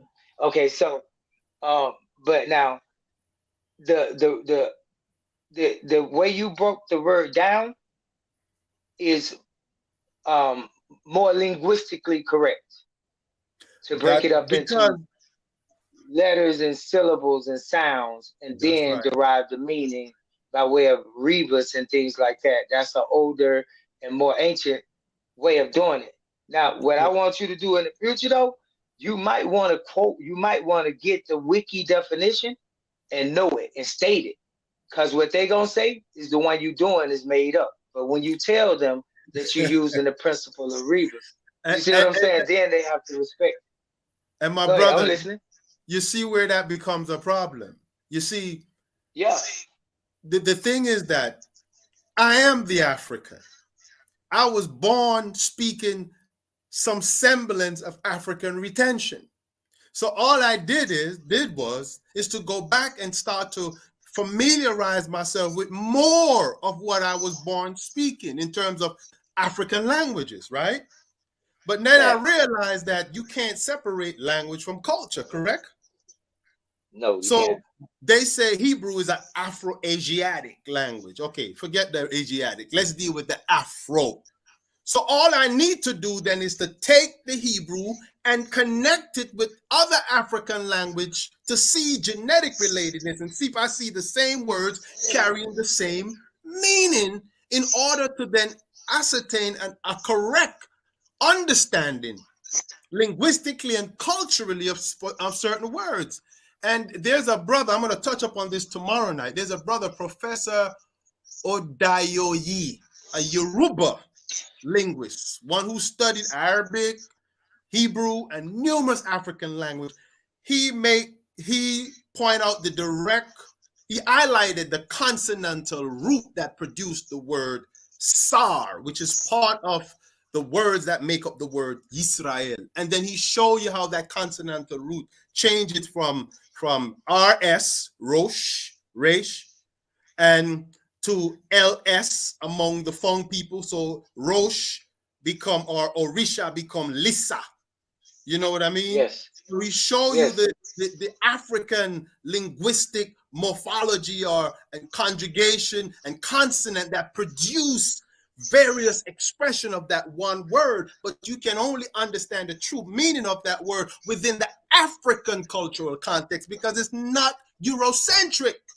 So when they want to come and call us pseudo, no, you pseudo, because you're using Eurocentric lens to understand African idea, and they are not, they're diametrically opposed. Because listen to this, languages are formed by way of, as it pertains to you melanin people, we refract light consciousness by way of our melanin centers, our eumelanin pigment, and then we refract what has been revealed to us into cosmology and science and language with syntax and grammar, hence culture. Now, we have the means to refract the full light spectrum. Europeans don't have that ability. So the language or the light that they refract will always be distorted. It's not going to reflect the full picture. So we can't use the all of the laws that they give to us to determine definition and genetic relatedness relative to languages. It doesn't fit because our culture diametrically oppose each other. We're not the same. We don't have the same makeup. So we don't refract light on consciousness in the same manner. You know what I mean? That's a fact, brother. I agree 100% with everything. But I agree with you. I'm gonna memorize that quote and use it. Yeah. To build with you though, you said some deep stuff, and we're gonna get back to the Bible, but I like your metaphysics and I like the way you talk about that. I like talking about stuff like this. So just for our community, you know, you mentioned that, you know, like they don't reflect the full spectrum of light. That's absolutely true. And in order to reflect the full spectrum of light, I have been teaching people or reminding people that light is the solid, that melanin is the solid form of light, and that we process light. And I heard the Dr. Sebi say, you know, you can name the foods or whatever that contribute to different diseases, and you can name the foods that contribute to the health of the person in the opposite way. But he said, right, you can't name, yeah, and I agree. But then he said, you know, you can't name what you would eat to help your melanin. And I was just like shocked because I couldn't believe that he would, you know, misunderstand melanin in such a way when melanin, the food for melanin is much like a plant. The food source for a plant is the light. Mm-hmm. So the food source for melanin in our body is light. Melanin is photosynthesis, photovoltaic, and it processes light into energy. And then this is formed in the body and interacts with the endocrine gland, the pineal gland, the pituitary gland, which brings us to the seats that you was talking about just a few minutes ago, and the ability to reflect all the lights. You know, I hear a lot of brothers. Yeah, I hear a lot of brothers, and that's dealing with melanin too, you know, the pineal gland and the light, because the same colors that melatonin and serotonin and serotonin produce are the same colors in the eye rods and the cones and rods in the eye. That's what helps us see. It's the same color production made by the same thing, the sunlight. And so that's why we see through the eye. But anyway, and that's why I just didn't understand why they didn't see the energy coming from the light.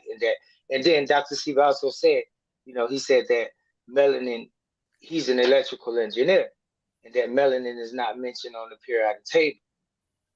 And I say, that's true. See, this is a fact that melanin is not mentioned on the periodic table. However, neither is light mentioned on the periodic table. So melanin would be listed on the periodic table, like light is not mentioned on the periodic table. And melanin in the body wouldn't be mentioned on the periodic table because that by the time it gets in the body, what we call melanin is now going through a chemical process called photosynthesis or photovoltaic. May I interject? Yeah, go ahead.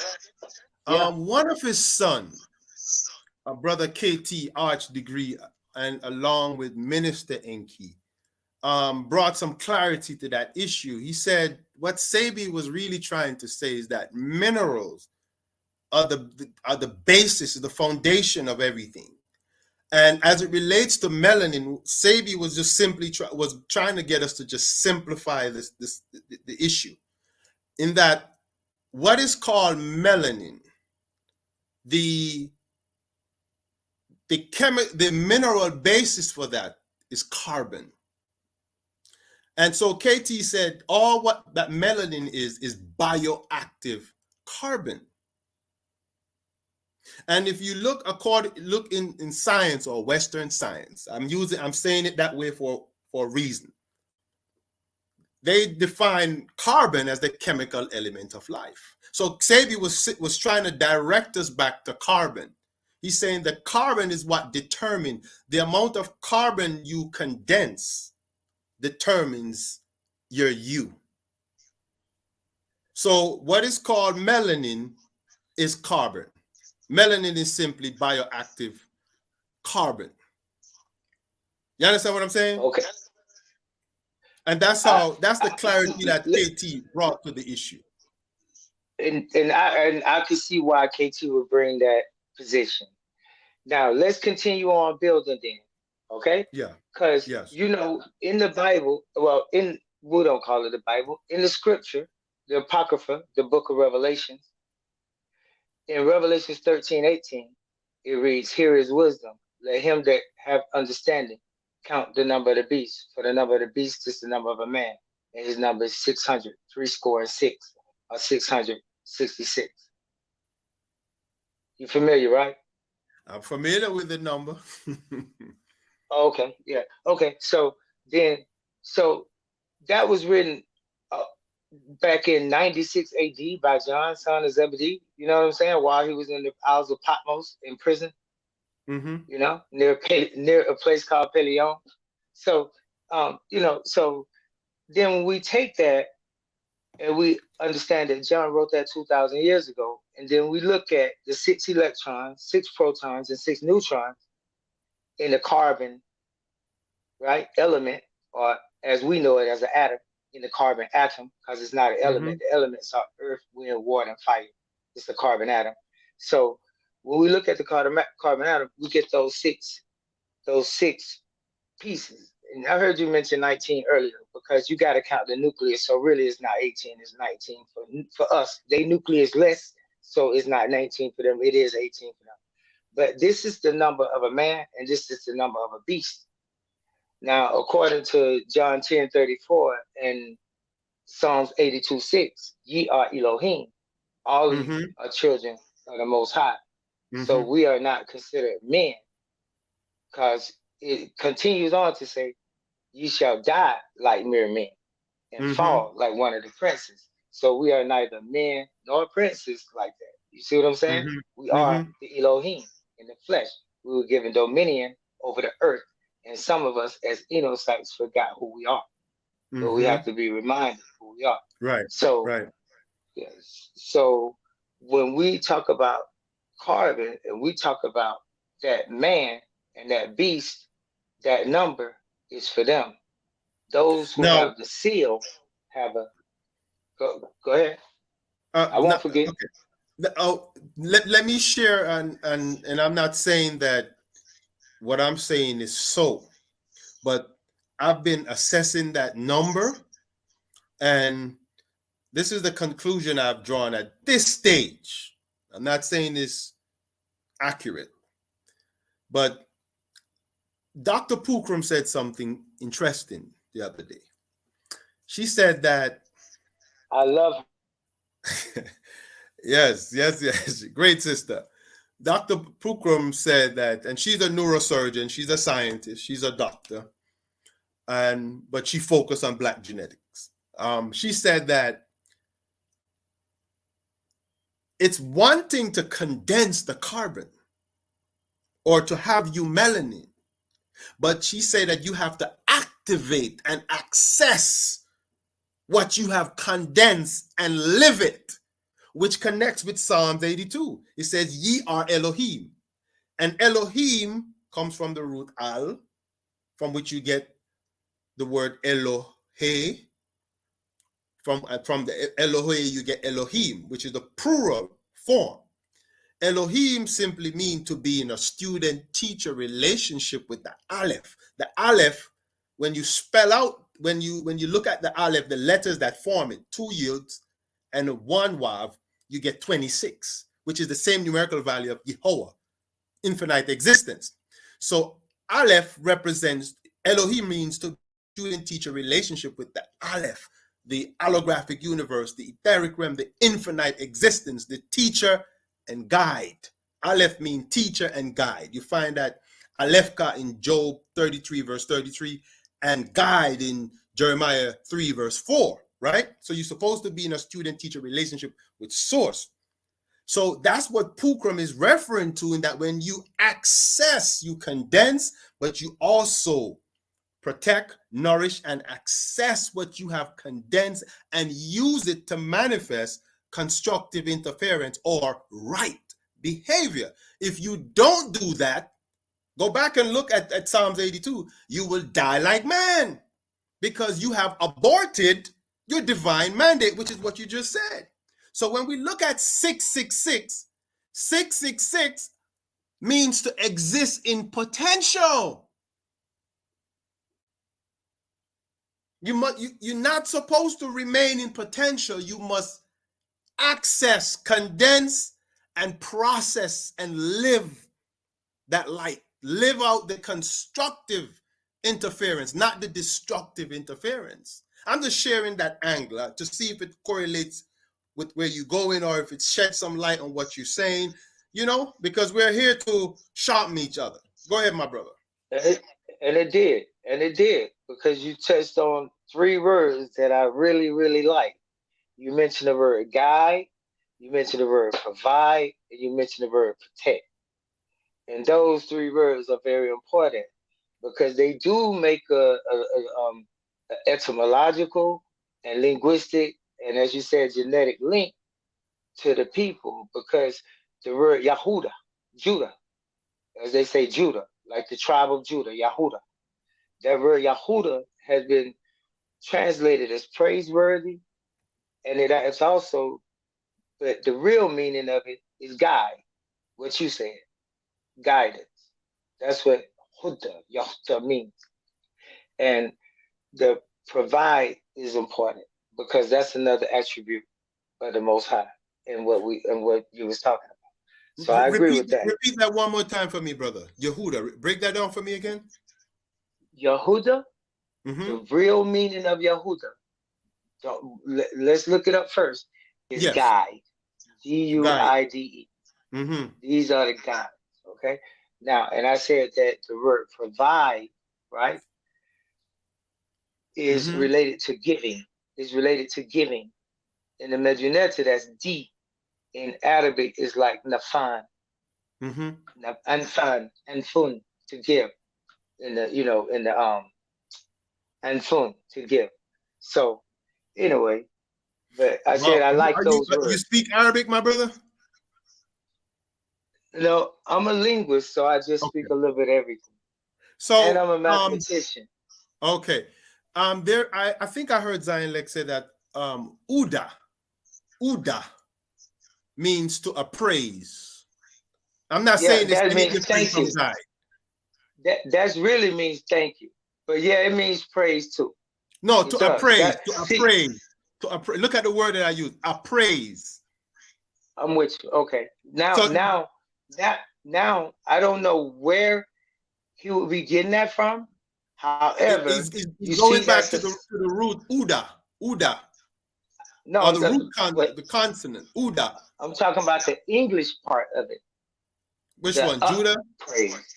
No, the up praise, the AP, the suffix up praise. See, if you up praise something, that means to give value or to put into a commercial condition, appraise, to value something. Right. But that's different than praise or praiseworthy. You see what I'm saying? Although it seems like it's related. No, from a linguistic perspective, did you know that the English word praise is coming from the Latin prize, and prize actually means to appraise.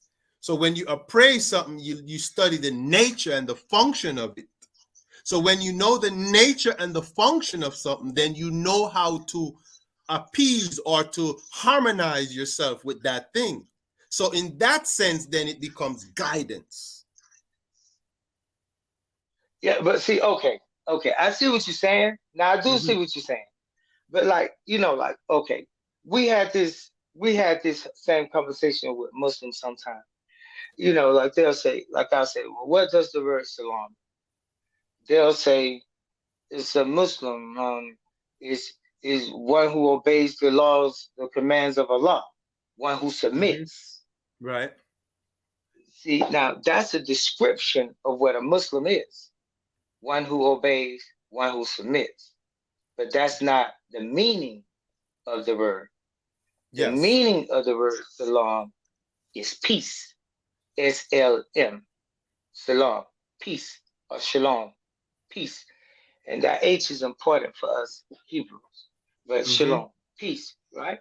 So this is important because we have to be careful. Even though we use linguistics and etymology, we have to be careful not to, especially when we're trying to fight so hard to get our people to come over to see what we're talking about. We want them to be clear on understanding, like, the definition of the word is this. The way we use it in context and in our way of life is this. This is the way we describe it. This is the description of it. You see what I'm saying? So let me ask you a question. If you said Muslim means peace, is that what you said? Yeah, no. What Muslim, the MU before Salam would make it a person of peace. That's right. MU like Muhammad. A person. Yeah, and if we said Mausoleum, a Muslim, then that would be a place of peace. You see? Mausoleum, a place of peace, like that. So it says conjugation, but that's really not that important in what we're talking about, because I know we'll agree all day on the linguistics and that's right. I wanted to add something to that in the sense that how would you then define peace? Okay, and that's a good way. I like the way you put it. You say identify because you didn't say define, because I don't believe the words can be defined. So I like the way you say identify. Peace.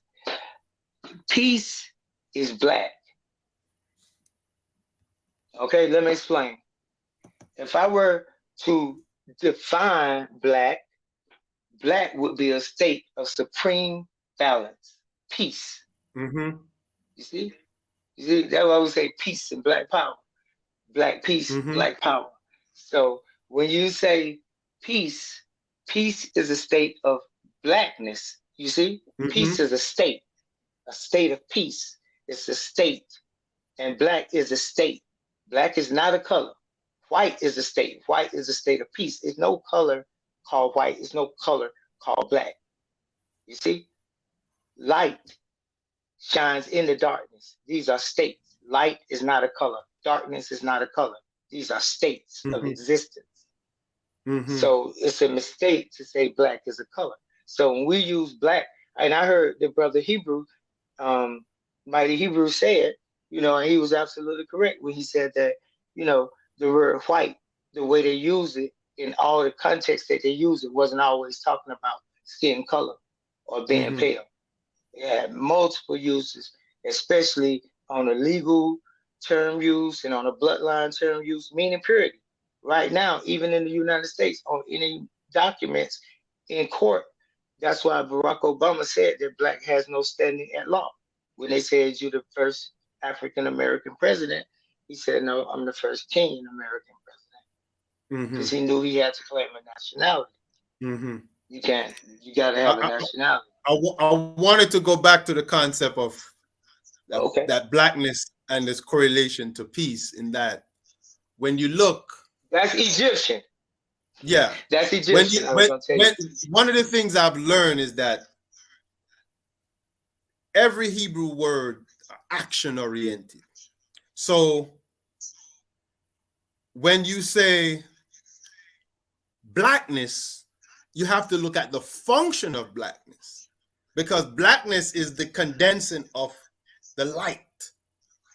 And the light is what is carrying the information that when you assess it, you can use it to make correct decision. You have a choice. So then in that sense, we then can say, we can then say the salam aspect, or the aspect of Muslim or Slim is dealing with, the submission is dealing with when you receive and embody the light. It is that embodiment that that gives peace. So peace is a learning process. It's a learning and embodying process. I would have to say, see, when you read the scripture, it's clear. It says the light shines in the darkness.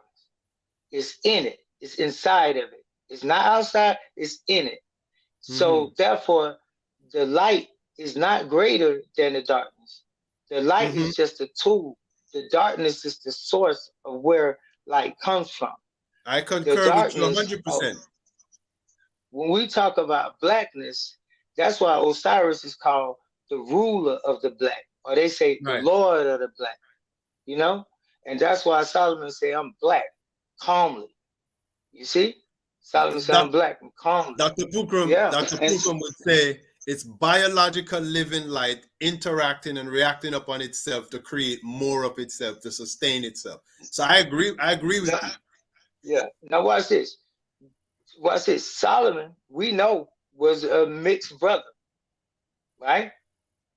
So David married or had sex with a Caucasian woman and produced Solomon. Solomon was a mixed brother, obviously not dark skinned, yet Solomon called himself black. You see? So even in that context, on the reverse, double reverse side, we could say that it was a privilege and it was a big thing to be called black. It was a beautiful thing to be called black in Solomon's day. You see? And so Sheba is his wife, black. Ham means black. Shem means black. Cush means black. You see, I heard the brother saying that they call people Cushy, and he was saying it means nigger. I was like, no, that's a compliment. Just like when they call us nigger, it's neggers. It's another ta neghesi. When you say ta neghesi, that's negus. That's negesi. That's us. That's who we are. Ta the neg. That's who we are. So, you know, like we just getting our language back. And once we get, and I like that fact about you and the brother Mighty Hebrew, Dr. Ben, because both of y'all mentioned the linguistics, and I think that's an important link to what we got to do.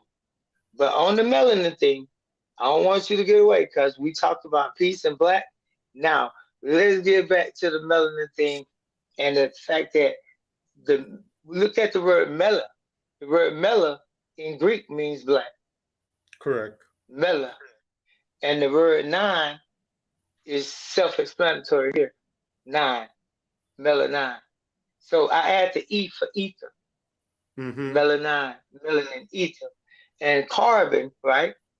Carbon, it is a part of life. It's a great part of the chain of life.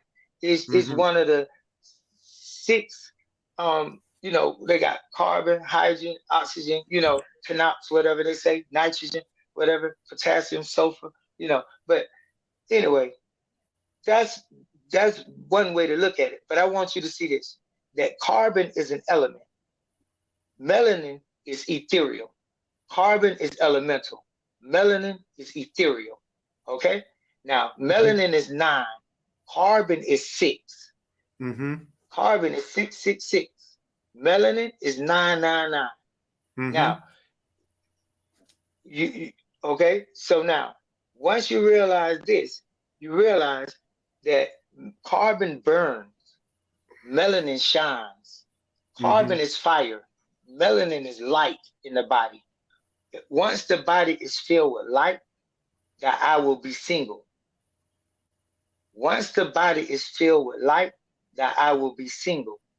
You see? So it's the light in the body. It's the Ra, Father Ra, the light in the body. And you are the darkness. But it's just not just carbon. It's something else going on in you. Like, for instance, I hear a lot of brothers, I was going to get on the chakras. That's why I was going to talk about the melanin, the ether, and the chakras. So it's just like this. You have 9 ether, so you got 9 chakras.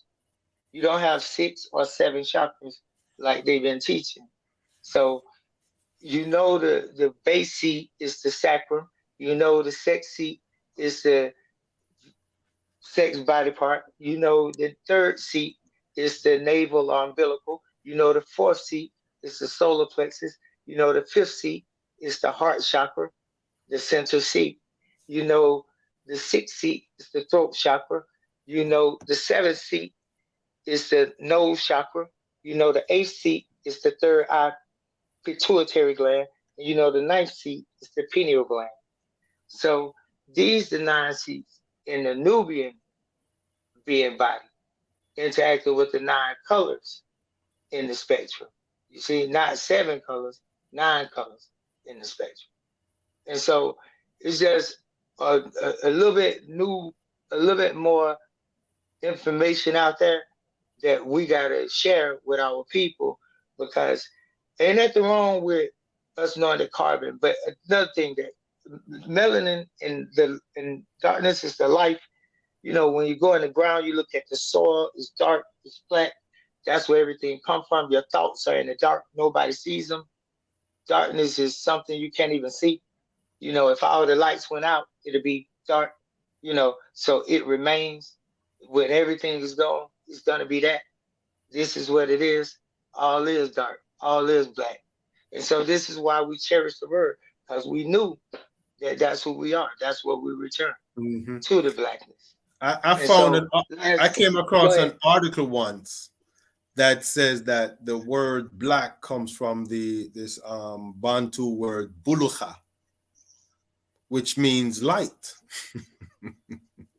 Yeah, I mean, it's something called black light. The light shines in the darkness. So it's black light all day. So we're not putting light down or black.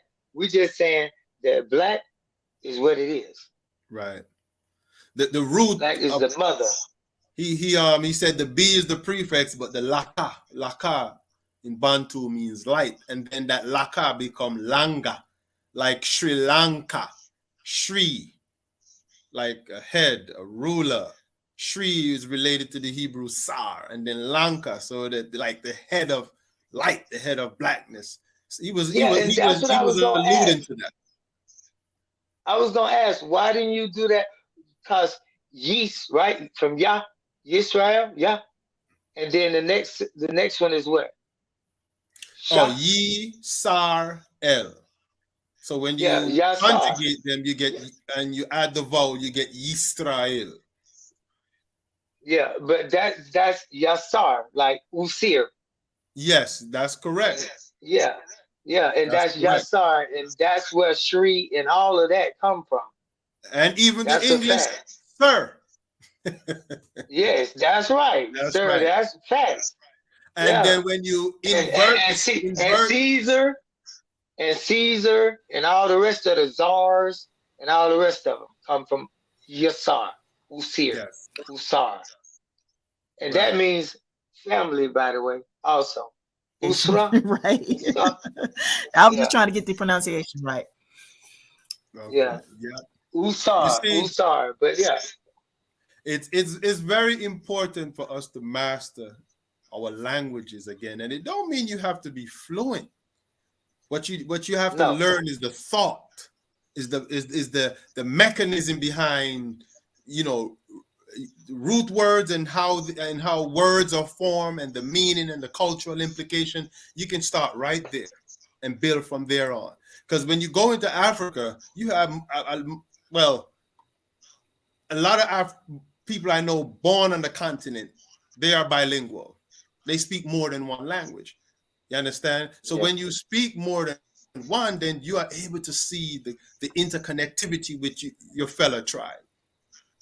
You're able to see similarity instead of division. And so what you're demonstrating here is relatedness. But these words aren't just, they're not there for just vain purposes. They are conveying something, a light code refraction that paint a correct picture of reality that help you to determine how you should behave. You know what I mean? Yes, absolutely. That's right. Go ahead, Goddess. No, go ahead, sister. I was just gonna say I'm gonna drop down because it's kind of late here where I'm at. I just wanted to come on the panel and just, you know, give a shout out to Mighty Hebrew and Dr. Ben and Karima. You know, this is my second time coming on the panel, and you know, I learn a lot when I listen to LAN'DIIN, when I listen to Judah, when I listen to the Mighty Hebrew. You know, I'm just sitting back, you know, taking in the information, soaking up the knowledge. You know, I don't like to debate. I'm not good at debating. That's why I don't be on panels. I don't be on panels a lot, if y'all notice. But you know, but that's pretty much all I had to say. I hope the Mighty Hebrew gets a chance to listen to what I said, because I credit him for just regaining my faith in God, and Christ, because in 2021 I was really an atheist for real, like. But that's pretty much that's it. That's it. That's all I had to say. All Peace, praises, Jeff. my sister. Thanks Shalom, for my coming. brother. All right. Sister, how do you pronounce your name? Lajifa? It's Karima. Karima. Okay, I'm so sorry. Yes. Okay, I hand it over back to you. Okay, we're gonna end it with Mighty Hebrews song from Babylon to Timbuktu. Just say that. Run it.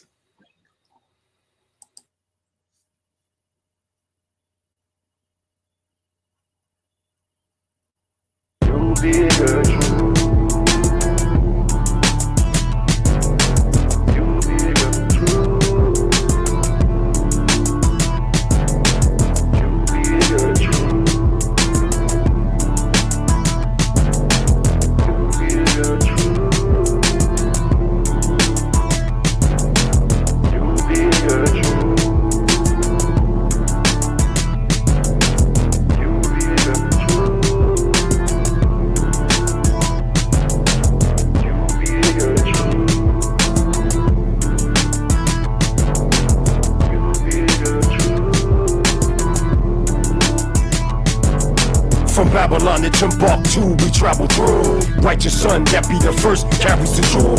Jewel falls from the sun hand as the tool, but the last shall be first and rule as the jewel.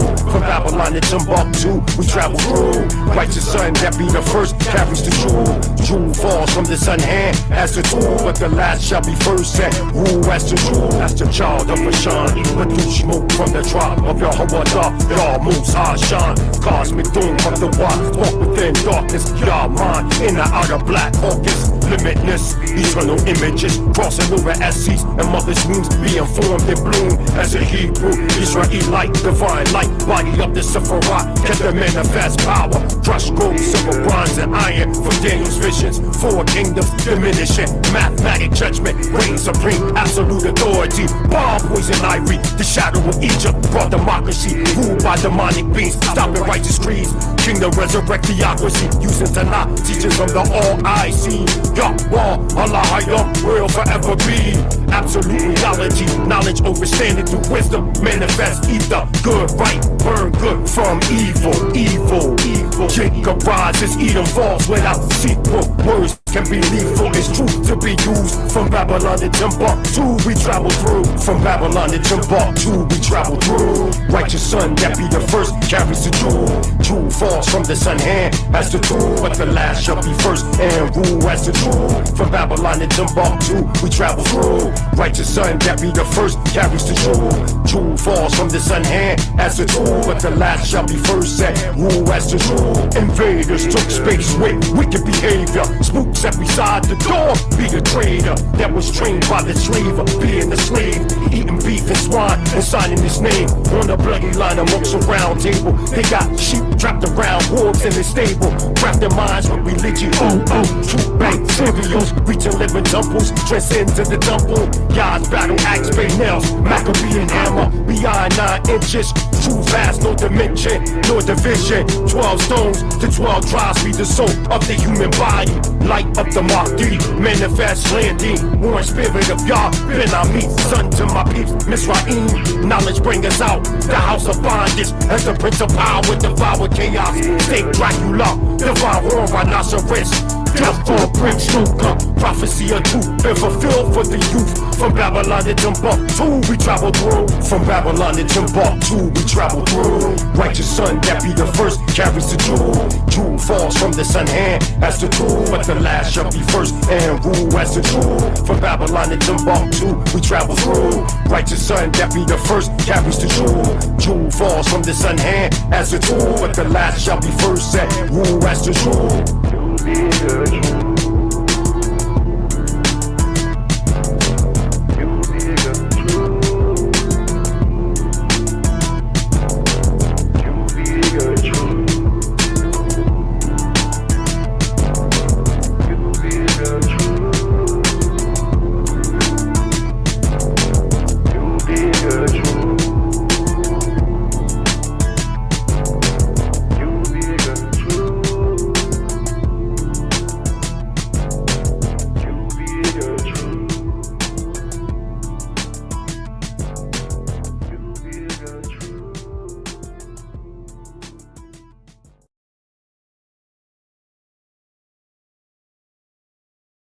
Peace.